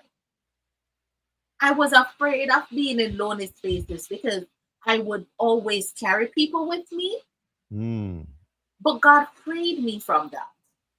mm, I remember the first time when I was on this journey of finding myself and I went to Ghana by myself. I dared myself because prior to that, if I'm going to dinner and you want to come to dinner with me and my husband and my children, you want to come to my house, come have dinner, and you want me to, you want to, I'm going, right? I was overextending yourself. Overly. Mm, overextending mm, myself. yeah. And I realized that that's not it. And I went on that journey. And I remember I walked on there's a beach in Accra that down there you can walk way out in the sea. It looks Mm, like you're walking on water, but it's not deep. mm, It's not water. It's the sand that is still there. mm, And I said, this Donna, I left that Donna down there in 2017. The Donna that was a person pleaser, the Donna that would overextend, the Donna that mm, would, that Donna. I said, I don't like you. I am leaving you over here in Africa. mm. And I came back to the United States a different woman. And Wow. the fact that I did that, it turned my entire world upside down. Mm, Because now I was a people person in the church, right? mm, Because we do that. Even if it's uncomfortable to us, we're still doing it. mm, And talk about the songwriting, I could tell you that. And I remember when I wrote the song Solid Prayer, and the writing of the song caused so much controversy. I could not understand because it was a good song, and mm, but people wanted my song. There was a time in the church when I was fighting for my own thing. mm, I wrote the song. People want it because the mm, song is so good. It's playing on the radio. People are mm, saying, "Oh, you should not let this person sing it," even though it's persons in the church. DJ Quinn, you shouldn't make this one could have sung it. I mm. came up under so much backlash Wow. Right in and Christendom. right Mm, in Christendom, and that's mm, another story. mm, And I remember I said I was confused. And I looked to my husband. I said, I don't know why God gave me this and it is causing so much confusion. mm, Deep, deep, deep confusion, DJ Queen. Mashing up of church kind of confusion on my thing. mm, And I remember I was walking in a spot in my house and I heard this is the first time I'm hearing God speak. Because I could mm. not understand. And he said, no man shall get glory on your lifetime. no man, no woman will get the glory from what I'm doing. Mm, mm, And I yelled right away and I said, Carl, God said no man shall get the glory from what is going on. mm, And Carl is into the Bible. He's a man of God, you know. mm, And he said, well, if the Lord says so, that's how it is going to be. mm. And in that moment, the peace of God embodied my spirit once again. Wow. And I start to move silently, Mm, silently. mm. And let me tell you something, DJ Paul. The rest is history. Wow. The rest is history. I think you need a drink for that one. That is a I, deep pour out. Yeah, I think you need. yes, Yeah, yeah. I'm talking to Miss Donna Moore-Stewart. We call her Auntie Donna affectionately. And later on, she'll tell you more about how you can reach her handles. But we in the pour out segment, and I am hoping that she don't mind me going over time because I plan to keep her for an hour. I'll be way past that time now. that's And, okay. I got the time. yeah, okay. So let's get into it before. And some of your listeners are on your station. You want to say hello to them? Some of Yes, the I folks are see. on your Facebook Uh, page. yes, I see Shelly McDowell. She's in the UK. Is that Shelly? I see Natalie May Young out of Connecticut. I see Beverly King McKinley out of the Mm, Bahamas. I see Kurt out of Jamaica. You're telling my story. Marcella says, I'm telling her a story. mm. So I can go back up and see. So I want to say good afternoon to each and every one of you who are out of my Facebook. And I see Ruby Bernard is here out of Florida. Kirk is in Mm. Jamaica. I'm not seeing anybody from yours because I'm sharing it from my screen. My Okay. yes, so I'm not Yeah. seeing. So yes, So it's coming I'm on seeing my Stacy. Stacy Quinton is saying she's telling every immigrant story who has big dreams for themselves.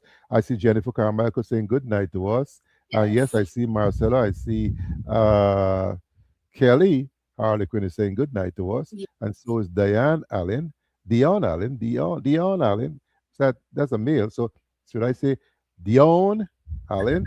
And Lynette Pierre, good night to you, my friend. We worked Oh, together so Lynette way back Pierre. when. Oh Yeah, wow, Lynette Pierre is my good friend. We worked together in the textile industry.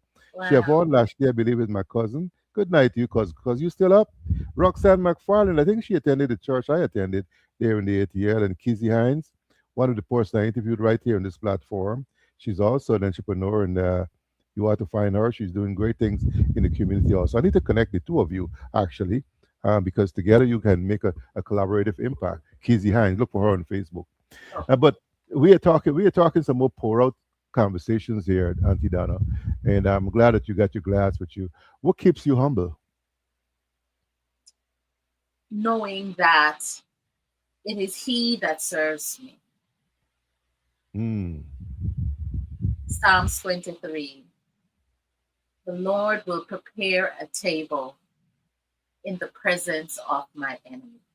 mm, Not focusing on the enemy, but mm, my emphasis is focusing on who is serving me, who is making these things happen, who is providing destiny helper, who mm, my emphasis is right there. That is what keeps me humble. And with each serving, I become smaller in his presence, mm, knowing that I cannot know. Said, so God serve me, to the enemy. I cannot mm, because God does not embody that kind of behavior. mm. Auntie Donna, a lot of times we fail to remember that He prepares this table, and we want to walk away from the table. Sometimes we have a seat at the table He prepared for us in these offices, in these jobs, in the presence of our enemies. And we want to say, you know what, this is not for me. I'm going to walk away from this table. And we don't remember the scripture. And we want to recite it. Some of us got some good retainers to recite the scripture. Prepare the table before in the presence of my enemy. But then we walk away so many times. Have you walked away from your table, Auntie Donna? Um, on the table that I walked away from did not serve me. Mm, Um, and so I know that God would would always prepare another table, Okay. because we will be sitting at table and this or in restaurants or in homes or in churches, and we said, God, prepare this place for me. But Mm. then we don't want the same food all the time. We don't want what is being served anymore. Mm. What is being served is contain me, and it's not building this kind of muscle that I have. And so we have to leave that table and find another table that maybe now is going to be serving a different kind of food Mm. to strengthen that other part of me. Okay. Speaking truth right there. I'm telling you, man. This I love this pour out segment. I like storytelling, and you're good for this, you know. But you know what? We can't do this a second time because I don't know if I can go as deep as we go in now a second time. So let me ask you some of the things we started this pour out segment. What do you wish more people understand about ministry leaders and media personalities? You're a ministry leader or was, and you're a media personality. What do you wish more people would understand about you all? That we're more alike than not. Mm. So this is confidence. What you see on camera, it's just confidence. Mm. Behind, when the cameras are off, this fancy dress takes off. I put on a t-shirt. I'm gonna sit down and step outside. Mm. Oh. Some Mm-mm. people makes it look like this is how I go to bed. This is how I look every minute. No, it's not. At least it's not for me. And I don't want to persons to have that false narrative. I don't want to give persons that false narratives, Mm. right? Everybody want to go for the glam, the glitter, and the gold. But but the true ministry or the truth is the hard work, the Mm. sweat, the grind, the sacrifice, the sleepless night, all of that consistently trying to be a service to others and being an extension of the hands of God. Mm. Auntie Dana, finish your sentence with me, please, as we pour out. God carried me through what? Everything, Mm. every single thing, everything. I'm trying. You see that, I talked about he that served. You see, we're forgetting he. Mm. Most of us as Christians, we forget he. We forget he, God. It's he who has made us, not we ourselves. We are his people. We Mm. are forgetting God. Mm. And if we remember God all the time, we will be forever grateful. We will be forever humble, and we will help each other more. Mm. I didn't want to skip over this question because I know you can put a different twist to it in your pour out. But what does being kind truly means to you? I'm learning that being kind is of God, and I was sort of misusing or thinking kind of nice, Mm. right? Um, so I'm learning now that being kind, it's of God, Okay. and so everything that we do, we ought to be kind to one another, to be Mm. good to one another. Persons respect kindness more than they respect a nice person. Okay. And I was nice. Mm. Even though I was kind, I was nice. So persons will take a disadvantage of a nice person. Mm. But a kind person is mindful, way, Okay. way more mindful Practice of who they mindfulness. are. Okay. I see. Mindfulness. Okay. I'll take that. You see it. You see, if I didn't ask that question, I wouldn't get that nugget from you. Thank you so much for that.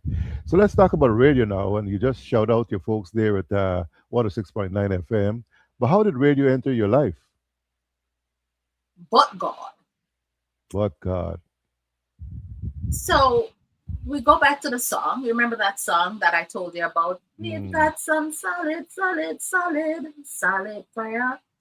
and wrote the song. The song was doing good on the radio. This song should be a very hit song, you know. But the thing about it is when you give your gift to someone who cannot carry it, it Mm. won't go any further than there. Okay. So I got the gift, give it to someone to sing. Song is doing good, but it cannot move from there. Mm. And so a radio DJ from a secular world, his name is Uncle Howie Howard. Mm. Howie Allen. Okay, oh, we call him Uncle O. Okay. And he knew that I was a songwriter. He loved the song, and he wanted to interview me about how the song came about. Mm. So I went on his radio station into his studio, and he was interviewing me. And while I was on air, speaking on air, he said, "Hey, you fit up on radio, you know. You have a Mm. good radio voice, you know." Mm. "Huh? What are you talking about? Me?" Not me. Oh. And this was 2018, and he keep bothering me, coming on radio. That, you know, and then when all hell break loose, I'm like, all right. So I call him back, finally call him back and said, all right, I am ready. Mm. And I was on 97.7 FIBA FM for a good little run. Awesome. Wow. And that's where it started. And then I segue over to religious content because now I'm a Christian and I was playing non-Christian over there as well because I love music. I'm musically inclined. Right. And I went over to the gospel stations and the gospel community. Over Mm. here, some DJ hell broke loose again Mm-hmm. because I don't understand the insecurities when somebody new walk into the room, sound different, look different. I don't understand why you have to forget who you are and now start focusing on the person that look different, sound different, think that. So the question was, she's coming to take away all my audience, Mm. right? Well, the jealousy is everywhere, you know. Listen to me. I tell you, I don't give my haters any credit. I've never Mm. given them credit. And Mm. I remember, you're gonna love this story. I remember I was in the community doing good on the radio, and they had awards show. And the only DJ that was left off the award is who? Mm. Auntie Donna? Auntie Donna. No The way. highest ratings. Mm. And no one, they did not want to let their community see. I Mm. didn't. So in the spirit, this is true. I heard them planning to get rid of me on the radio. Mm. And I don't know what I'm going to do. And I remember one Saturday, my husband and I was working real estate, and we went upstate New York. And I was coming back from a showing, and I reached over the Palisades right by that mall up there. And as I passed there, I hear the Lord says, "You're going to have your own radio station." So I said, Mm. "What? Me? Oh."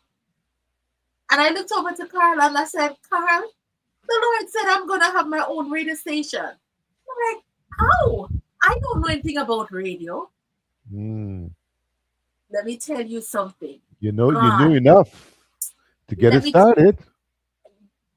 that real estate deal came through, and I used that entire check to fund the entire radio. And I Mm. did not say it until we know we were broadcast because I Wow. know they were planning to take me off their dial. So now Mm. I have my own dial. They can't do anything, Of course. you know? So Mm. that's how Positive Radio came about.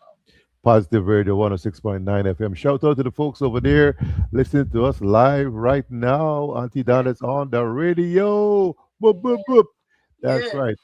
I'm telling you, man, this is pour out segment still. But why was it important for you to push positively, positivity in and kingdom values through media? Because you could have done anything else. Now you got your own stuff, you I know? have been faced with everything negative. And remember, we talk about lemons. All Mm. of the negatives are the lemons. that was Okay. tossed on me, and I turn it into something positive. Mm. And it is important that positive, that I will keep everything positive. I must live up to the name of my radio station. Mm. I, I, Positive vibes. yeah, Uh, I must live up to the positive attitude, the encouraging. mm. My friends here would be disappointed if they should hear me in any drama Mm. publicly. So I had to ensure that I live up to the name, Mm. remain positive. Auntie Donna, I got to tell you though, I got to tell you sadly that if we were talking about how your husband will treat you and all these other bad stuff, all this drama, we would have had more viewers here tonight. I'm telling That you, is I, true. I hope you're not discouraged when you don't see a lot of likes and loves and a lot of following because we don't talk about those things on our platform. So people take they pass by and look at it and listen for a little bit and they keep moving because we don't bring the drama here. So how you feel And about I that, Auntie? often tell people that I'm used to that. I'm used to persons telling people don't listen to her. Not because what I'm doing is not good, but Mm. because of something else. I'm Right. used to person infiltrating my broadcast so that my broadcast is streamed someplace else and the number is not coming to me because there's Mm. software for that. Oh, And really? my community is familiar with it. Natalie will tell you, we know each Mm. time that the broadcast is tampered with, right? Okay. and and so the numbers, as opposed to having people seeing you, they interfere with the algorithm of your broadcast so Mm-hmm. that nobody will see it, nobody will come, Oh, I see. right? And that has been happening to me for years. But you know what is good, DJ Quinn? It has not stopped me, Mm. and it has not stopped the effectiveness of who I am. Mm. So I'm not influenced by numbers. So it's not a hype, it's the impact for you. It's the impact. You Mm. know, when there is still water and you take up a big stone and throw in there, you get a splash, right? Mm. Mm-hmm.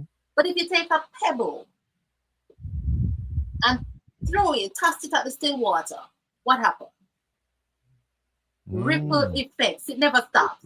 Yeah, yeah. It never stops. Keeps Mm. going and going. And this is who I am. I'm a little pebble. You're not going to see me. I'm not big enough. But with Mm. so much impact. Right. And they've often said, I see this somewhere on Facebook. They said, if people have to gather a group of persons to come against you, you're Yeah. mighty. Yeah. You're mighty. Mm. You know what I Mm. mean? So that's that. But you and still in this pour out segment, you once spoke about being tired of stereotypes attached to Jamaicans abroad. Explain that mission for us. What you mean by that. I'm not sure I understand that It's question. you said that once you're tired of people stereotyping Jamaicans abroad. So people in the diaspora, people say stuff about Jamaicans living here in the U.S. Listen, I am not the person that going to defend Jamaicans. You have some bad people out there. Mm, You have some bad people out there. So I'm not defending them. When mm, I came to this country, I met my mentor. I was her hairstylist, a beautiful black woman. She, she was a nurse, and she said, "Donna, make my hair so I can represent my Jamaican people. mm, I go in boardrooms. I am the only black person there. Make my hair so that I'm not uncomfortable when I get mm, into those spaces. mm, And even if I have to take an entire day to get her hair the way she wants it, I would." mm, So, and I met her from 1990. So when she deposited that in me, I know I must represent Jamaica well. It is mm, my responsibility. to represent Jamaica well, to represent my race well, to mm, represent myself well, and to mm, represent and make my husband proud. It's my responsibility. I cannot mm. speak for others. Right, right. Well said, well said. Well said. I'm trying to move along real quickly because I want you to go to bed. I don't know what you're doing in the morning, and I would need to travel. But during COVID-19, your midnight snack insomnia is a program that became very impactful. Why do you think people connected so deeply with it? Um, yeah, it was a time when people need people. We need people and we need something that connects us. And during COVID, a lot of us gain insomnia. I Mm, had insomnia. I did. I didn't know what it was until I was up one night and I said, I'm loving this. And I would eat at 12 o'clock, as 12 midnight, as if it was daytime. mm, And I said, you know what? I'm going to have a broadcast and call it Midnight Snack Insomnia. Little did I know that thousands of people was going through the same thing. insomnia. And it's yes. And when we got together, it was just the most beautiful thing. It was light. It was prayerful. It was everything that everybody needed. And it was Mm, like a 4 hour show. We start at wow. 12, sometimes 3, 4 o'clock, we're there, keeping Mm, each other company until sleep comes. yeah. And then now people enjoy that. And now when COVID is gone, people just want a quick half an hour program, 1 hour program. When they're in crisis situation, yeah, everybody wants this good old stuff, keep them. Yes, And yes, now they just yes. need microwave kind of treatment now. Well, we But have to let's, be fair with them as well, DJ Quinn. I mm, mean, people have the life. They've gone back to their life. It's not COVID. In COVID, everybody was home. right. So I want to be fair with them. People have Yeah, that's grown fair enough. out and yeah. Fair enough. But talk to us about this message that you have. Love is a powerful vitamin. Well, the big man said, he says that Mm, we must love. And whatever he says, we must be obedient to it. mm, He is love. And how he loves us is like we are not deserving of it. And so I tell people I love easily until mm, you tell me or you showed me that you don't want me to love you. mm. Because persons does that. Yeah, yeah. And if you tell me not to love you, I must respect you. Mm. Yeah. It's in the big book. He said that we must love. We have to love. But Mm. if you tell me don't love you, DJ Quinn, by the way you treat me, Mm. I'm gonna honor that. Yeah. Love your neighbors, you love yourself. Come on now. It's people think about all that other stuff, but they forget that part. That's what clean hands, pure heart, and love your neighbors, and love yourself. But people can come up with all other stuff and forgetting Yes. that that's the simple things he's asking us to do. Well, thank you for that. But what was one unforgettable testimony from your listeners? An unforgettable testimony from your listeners? Ah,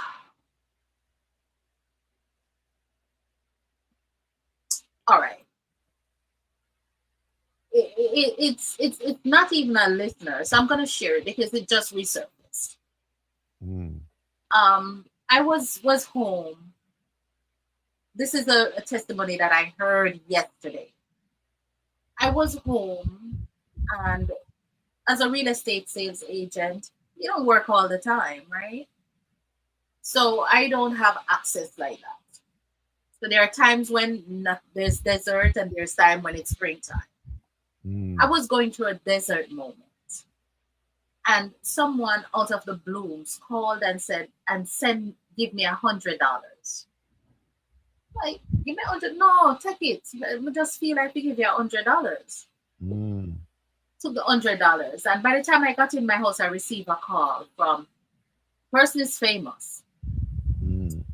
I said, Auntie Donna, X, Y, and Z. And I would let that person tell his portion of the story. But he said, X, Y, and Z, I need $100. Mm. Remember the people person. Remember, I don't have any money, I'm just Yeah. get my $100, and this man I come ask me for the $100. Mm. And then they said, then God, you give me the $100 to give it away. And I Mm. had to be obedient because I had to be obedient to that Mm. because it wasn't mine. If the person didn't give me, I wouldn't have had it. So Right. now that the Right. person give it to me and somebody asked me, I cannot lie and said I didn't have the money. Mm. And I sent the money to the person. DJ Quinn, I was in a store yesterday on White Plains Road and I saw the person. Mm. And he said, You, Auntie Donna, I tell everybody about you. If Mm. you never send that $100 come give me wouldn't they with me they know. You, Mm. Auntie Donna, you see that $100, Auntie Donna, I love you, Auntie Donna, I love you. But you Mm. don't believe me. And this is a big artist. Mm. But I didn't know he was going through that time, right? Because Mm. I've had person reach out to me on these spaces and help them, and that's another story.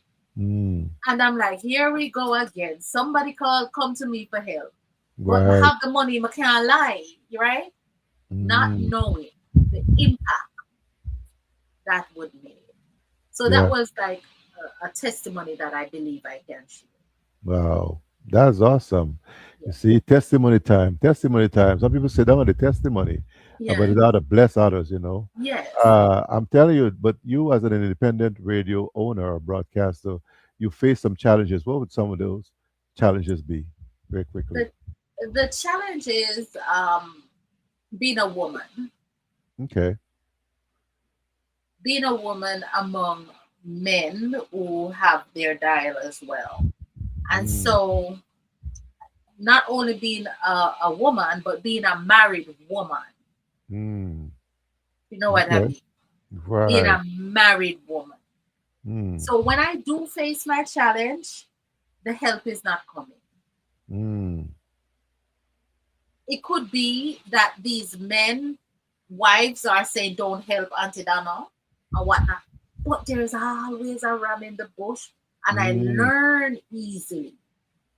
Mm. Everything that you see me doing on radio, I've never stepped foot in a class for it.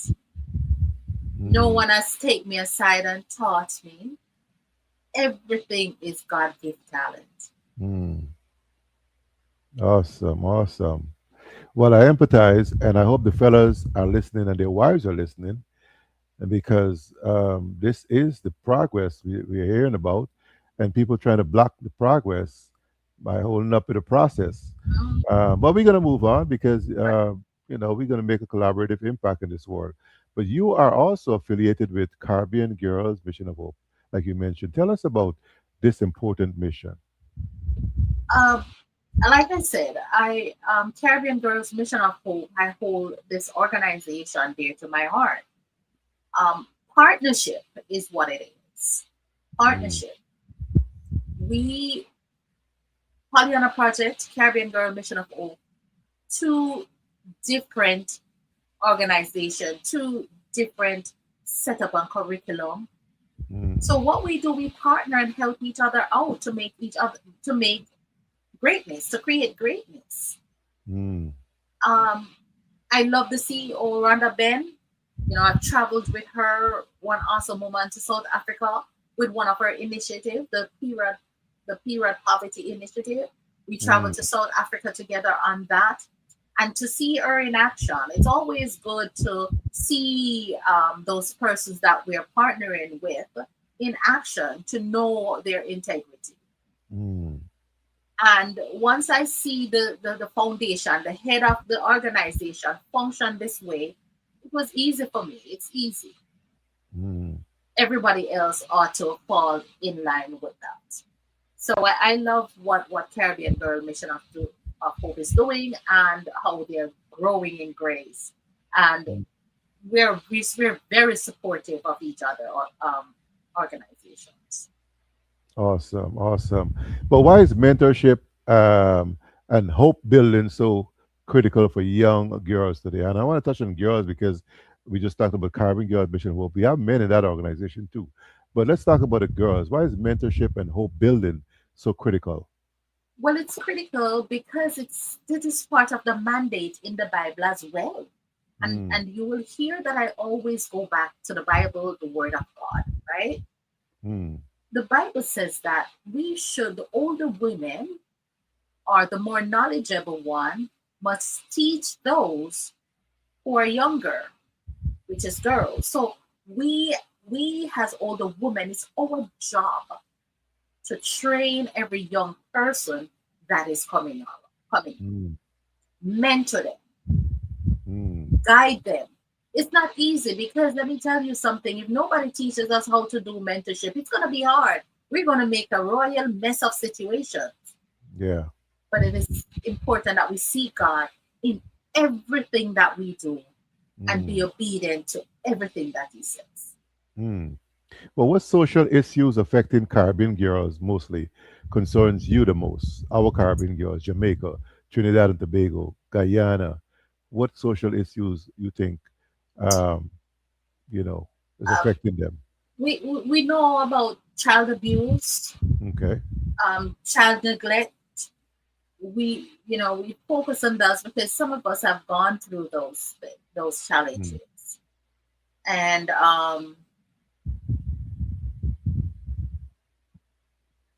helping those who are in need.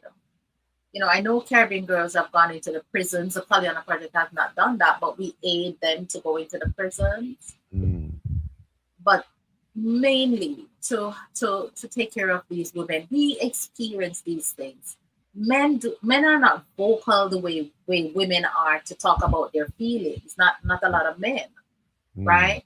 And so, as women, as female, we ought to be mindful of the younger ones coming and see if we can help in whatever way we can. mm. Let's talk about how can women in media become better examples for younger generations. It's easy. Just live a good life, a truthful life, a life of Mm, integrity, a life that someone will see you and want to copy, want to be you, the whole you. And mm, that's why I don't believe in this facade of having the nice long hair just here and that's it. Take the wig off sometime. yeah, Get yeah. dirty sometime. Let them see that. Then you'll know if they're made up for, if they're cut for what you do. Mm, Because if they see this, I have some young girls that I thought I would mentor. And these young ladies, there are some late young ladies that let me tell you something, they're not so nice. And I remember I said I want to mentor these young girls because of what they were going through. mm, And they said, okay, I want to volunteer with a Pollyanna project. But let me tell you something. Somewhere in there, I lost myself, DJ Quinn. mm. They act like they are the mentor and I'm the mentee. Right. So in everything, we have to seek God guidance. Mm. Because if they're not ready, if the person who your mentee is not ready, it's gonna be a race. Yeah. It's gonna As you be a take race. as you take a sip, Auntie Donna, one word answers, rapid fire. Yeah. One word answer. Jamaica or New York? New York. Okay. Tea or coffee? Coffee. Uh-oh. All right, let's go down. Morning person or night owl? Morning. Prayer meeting or radio show? Radio show. Biggest fear?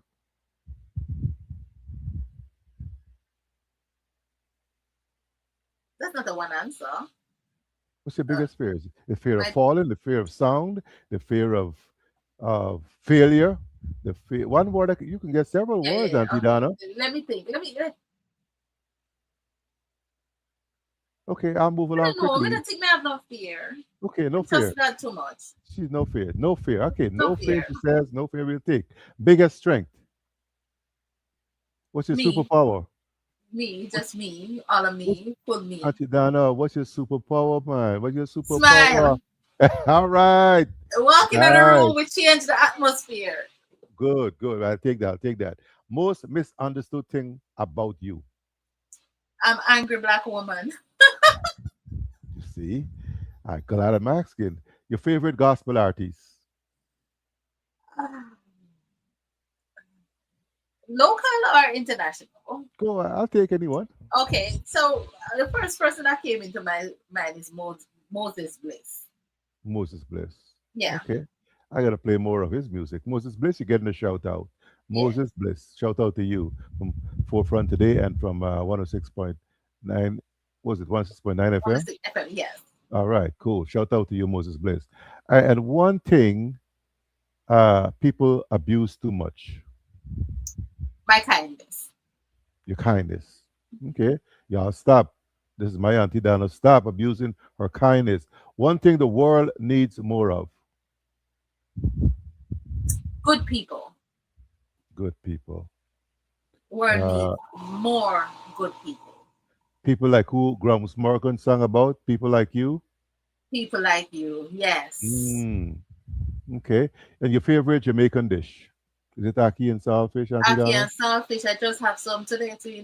Oh my, did you get it right, ackee? Because I understand you have to pick it in a certain way. And is No it? man, my ackee come right off my property in Jamaica. Come right Oh, okay. here. You, you know which one to pick. Okay. Yes, All yes. right. Most emotional moment as a mother.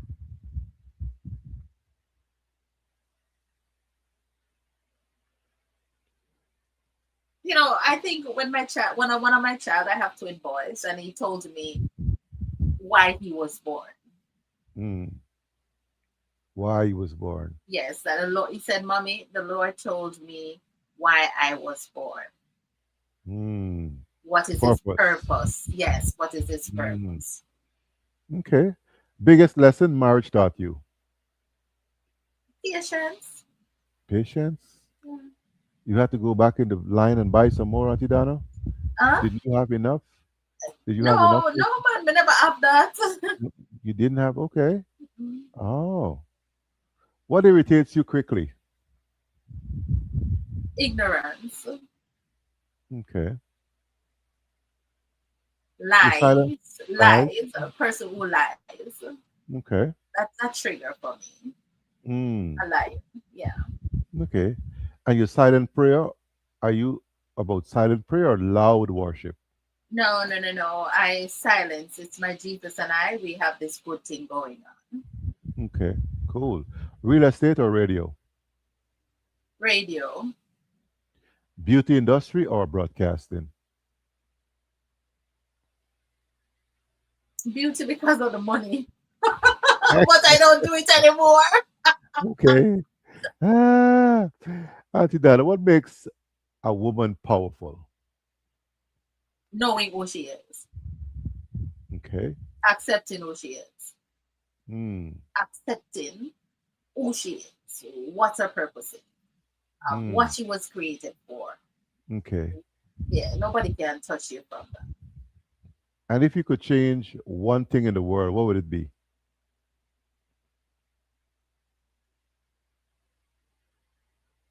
Some people's heart. Mm,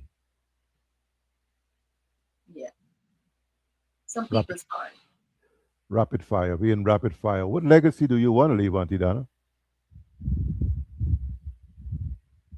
It would be that I served a legacy of service Okay.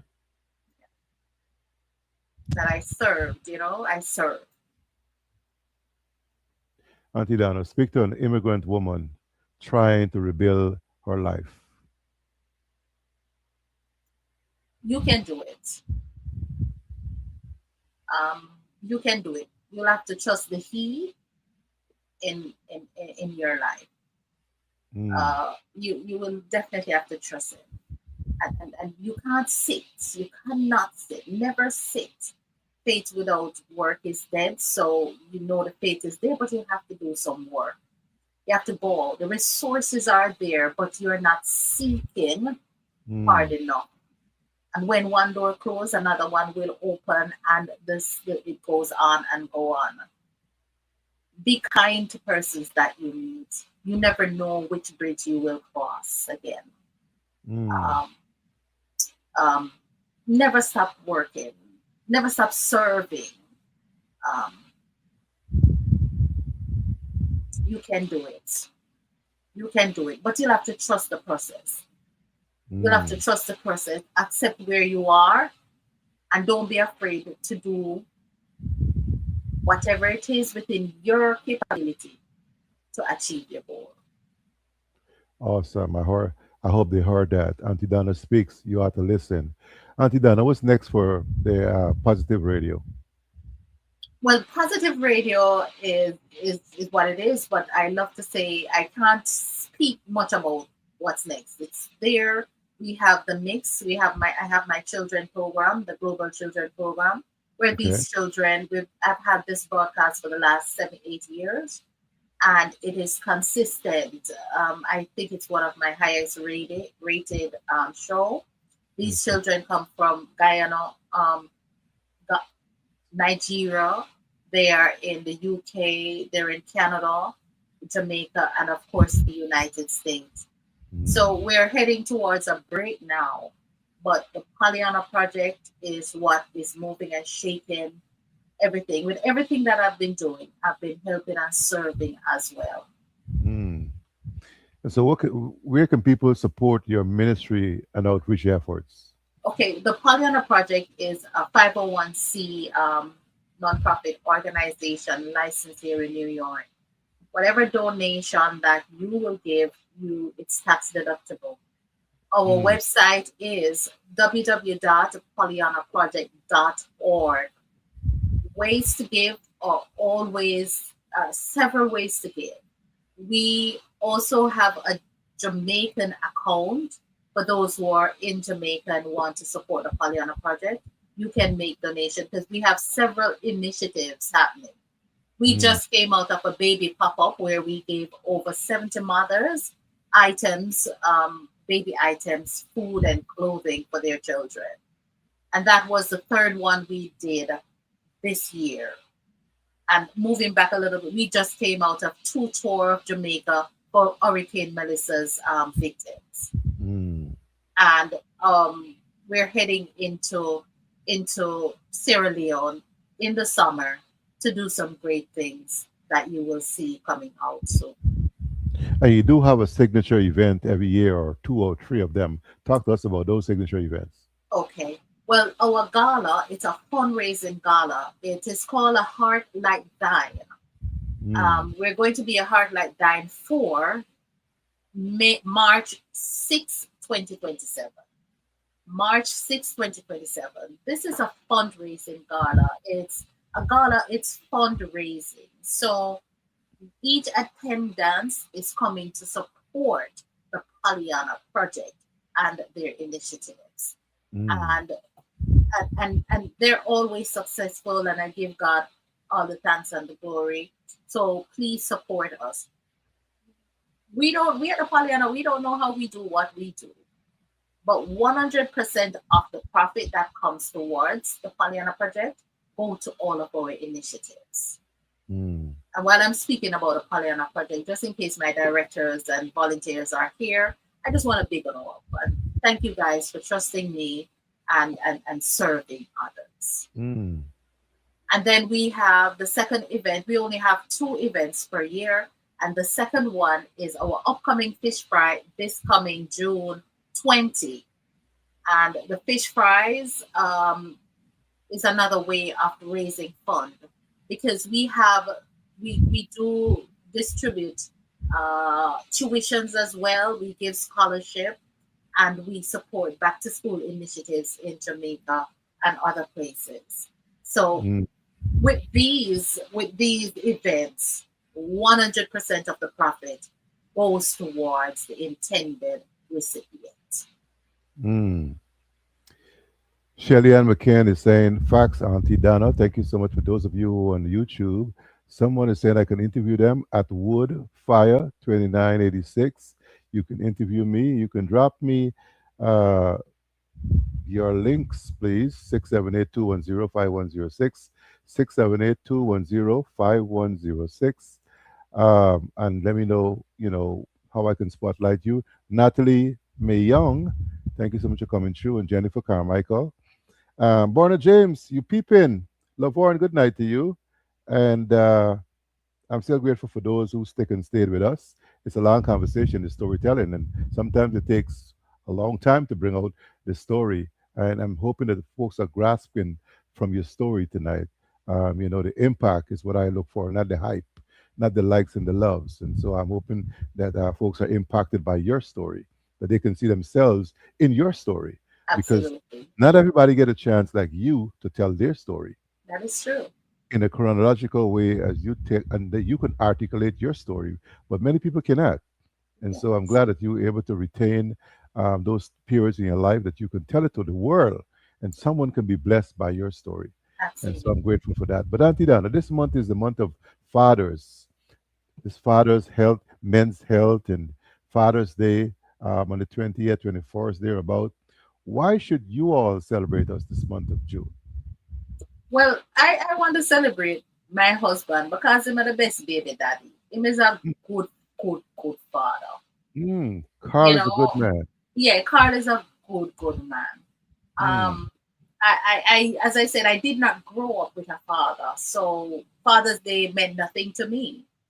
But the fact that my husband is such a good father, a good husband, I have to celebrate all the good fathers, all the good fathers, including yourself.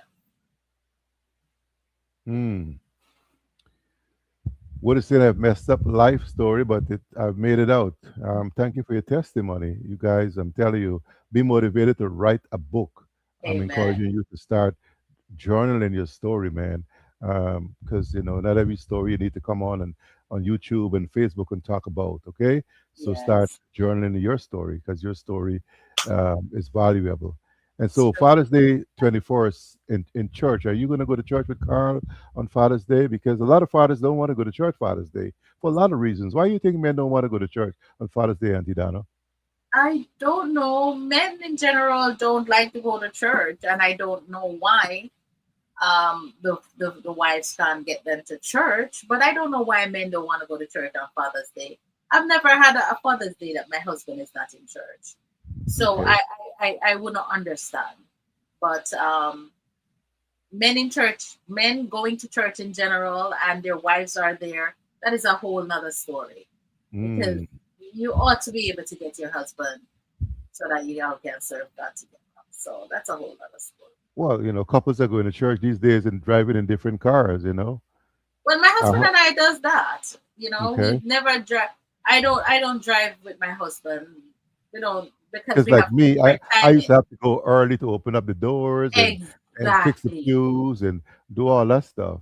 Yes. But people don't go together for a lot of other reasons too, Auntie Donna. So Those talk show reasons you're talking about. yeah, I'm giving you some conversations you can have on your talk show. Of course, I'd I like know to what you're know. talking about. I'd like to know why the men don't like to go to church on Father's Day. I'd love to know that, and why Wow. couples don't sit together, in church or drive with the same car. I heard this story from another broadcaster. She talked this story about a couple. They weren't driving together for a long time in the same car. This one day, um, they decided because one car was down, they were traveling together now, and they weren't talking to each other. So he was touring the other side, and she was driving, and they passing through this pasture, and they saw these pigs and cows and goats and donkeys and all these things. And he said to her, family of yours? And she said, yes, my in laws. So I always like that story because you never know. I mean, she was sharp to respond, but you see how She's things sharp, man. unfold? She's sharp. Yes. I know what I would have said right away. Uh oh. Auntie Donna, you got a hot mouth. I can't say it Auntie here. Donna, you have a hot mouth. Yes, stop it. One. I gotta ask Carl.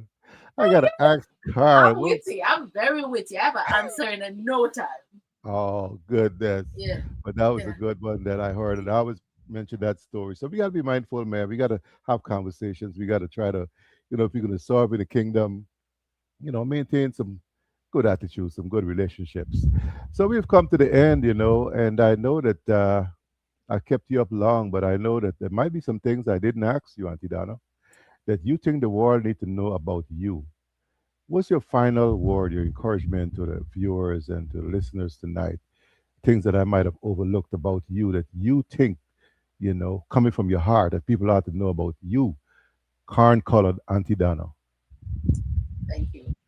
Well, first of all, thank you for having me on your broadcast. It means a lot, and God bless you. And some of the things that persons do not know about me, especially the things that I don't share, it's how hard I work. If you don't physically know me, you would not think that I work hard. You see the glitz and the glam, and you're not seeing the physicality behind it. As a CEO, there are days when I'm in three separate meetings. One possibly in Africa, one in Jamaica, and one here in the US. So I work so hard behind the scenes. So people need to know how hard I work. I don't think people give me credit for how hard I work. So people got to know that. And I am hilarious. I'm funny. I don't take foolishness like craps from persons. I don't have the high tolerance for that.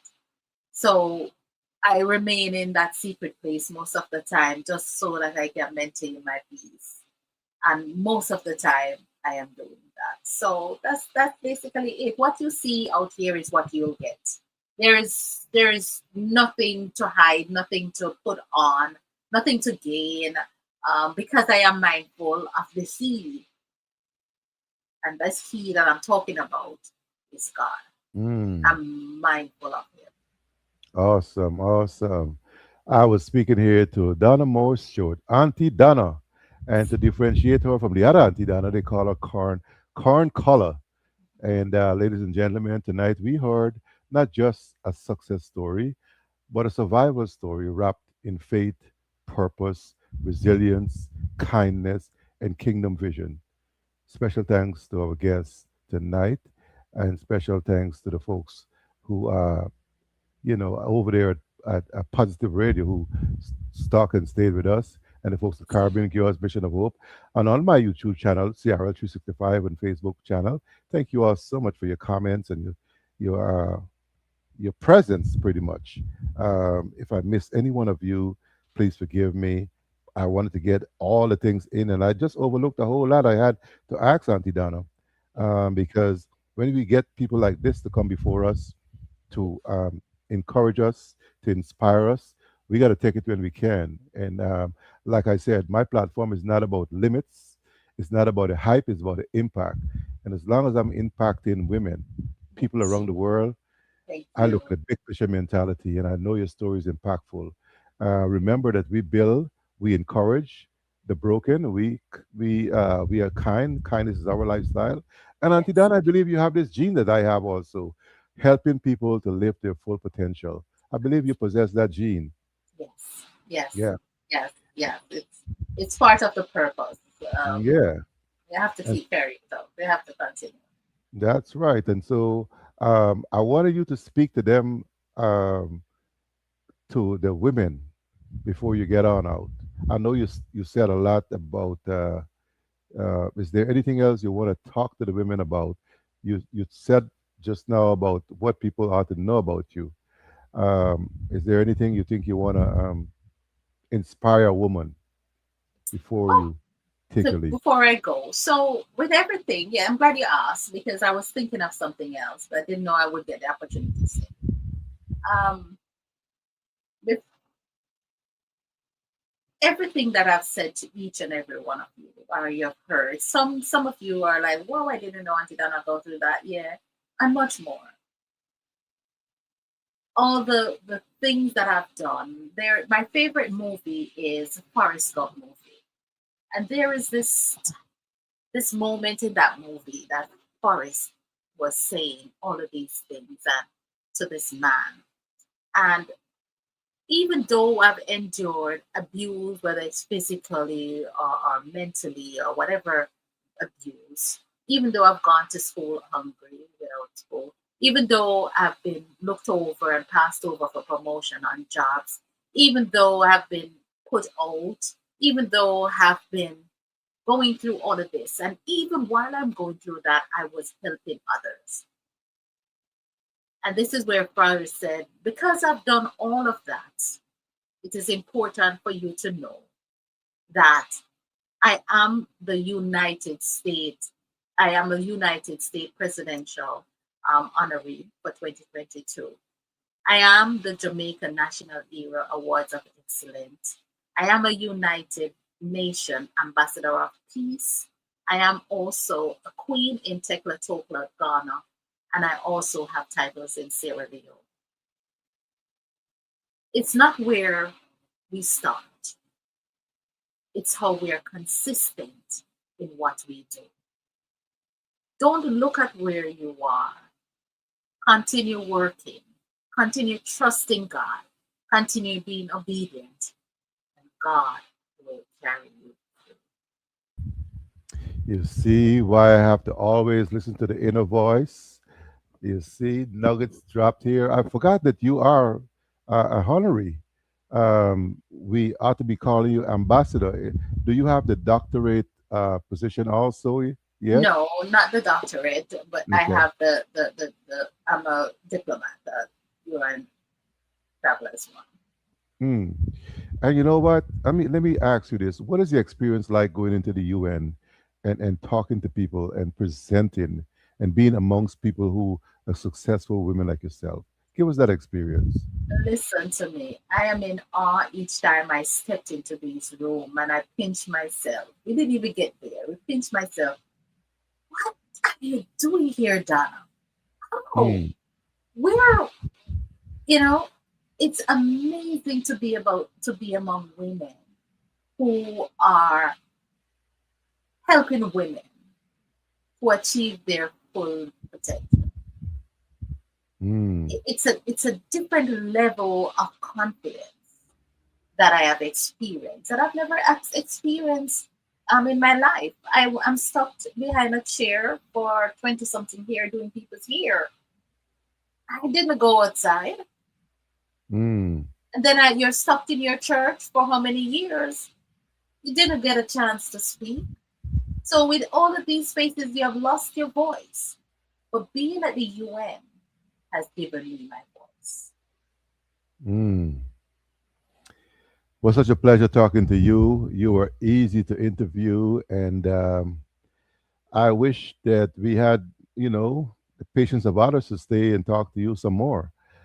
But I have to let you go because Thank people need to go to work and go to bed, and I hope that you guys are impacted by our story and the impact we're collaboratively making here at CRL 365 Forefront today and on the Positive Radio tonight.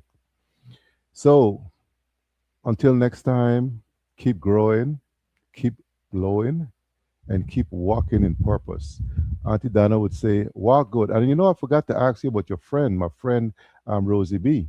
you. But Oh, yes. yeah, We'll have yeah, another yeah, show. You can you're have right. me back whenever you Okay, can well, have me back. well, Yes. thank you so much for saying you will come back Yes, I because will definitely. It was I good. know It's you been guys would say, walk good. yes, And I yes, hope everyone would walk good. We are still absolutely. celebrating That's my our, friend. our Yes. Guyanese heritage. We're still celebrating our Caribbean heritage this month of June. We're celebrating our men, Congratulations.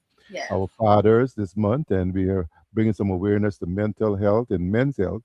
And so many awareness. I hope that we will find it. I hope that you are featuring that on your platform also because we provide a community service. And so Yes. tonight is another opportunity that we are doing this, providing a community service. So until next time, please don't forget to like and share my platform here and find me on my Facebook And official remember page. to subscribe, guys. Every one of you Subscribe. go over to YouTube and subscribe to the channel. Yeah, hit that subscribe button. I need Yes. some algorithms. I Yes. know I got to investigate if anybody's stealing my algorithms because I know Ah, I got more than 1,000 friends, but I don't see them. But But Yeah. thanks for letting me know about that. Maybe that's happening. But go ahead and have your nightcap, and so you don't struggle with Thank you insomnia very like much. way back when. And say good night to Carl for me and the boys. God bless you and all your Absolutely. giftings and all your God efforts. bless you. Thanks for having me. Bye, everyone. Awesome. This is where we take our leave from Forefront today. It's been a pleasure talking to Auntie Donna. Auntie Donna definitely is a storyteller, and that's what we give you right here and on the Forefront today. Ah, what a pleasure! What a pleasure! And so I'm leaving you with a song that I made for her. I was trying to make a video, didn't have enough time to do it, but listen to her song that I made personally for Auntie Donna. Yeah, man. Wagwan. CRLT 65. Forefront today. Pozytyve Radio. Auntie Donna in the building. On the live with DJ Quinn. Laughter and love is two powerful vitamins. Oh, yeah.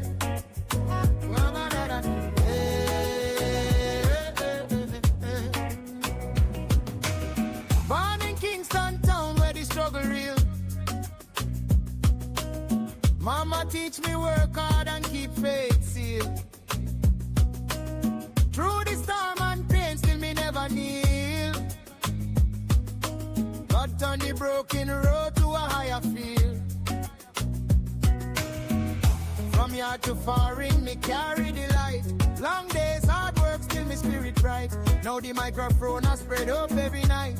Helping wounded souls find purpose and sight. Positive praise, lift your hands today. Let the love of Jah wash the hurt away. We build up the weak, help the lost man pray. One love, one heart, let kindness stay. Positive praise, radio full of grace. From Jamaica to New York, we are on the race. Yeah. Midnight snack during COVID time. People locked down, but still we shine. Encouraging hearts through every line. Reminding the people got timing divine. Auntie Donna keep the fire blazing. Kingdom work and the youth uplifting. Caribbean girls keep rising. Purpose and destiny Jah revealing. Solid prayer carry me through. When life get rough, Jah just stay true. Rosie V and the family strong. Together we healing through every song. No matter the battle we still hold on. Faith and love keep carrying on. Positive praise, not dance today. Let the love of Jah wash the hurt away. We build up the weak, help the last man pray. One love, one heart, let kindness stay. Positive praise, radio full of grace. From Jamaica to New York, we are on the race. Forefront today. CRL 365. DJ Queen. Auntie Donna. Gone Color.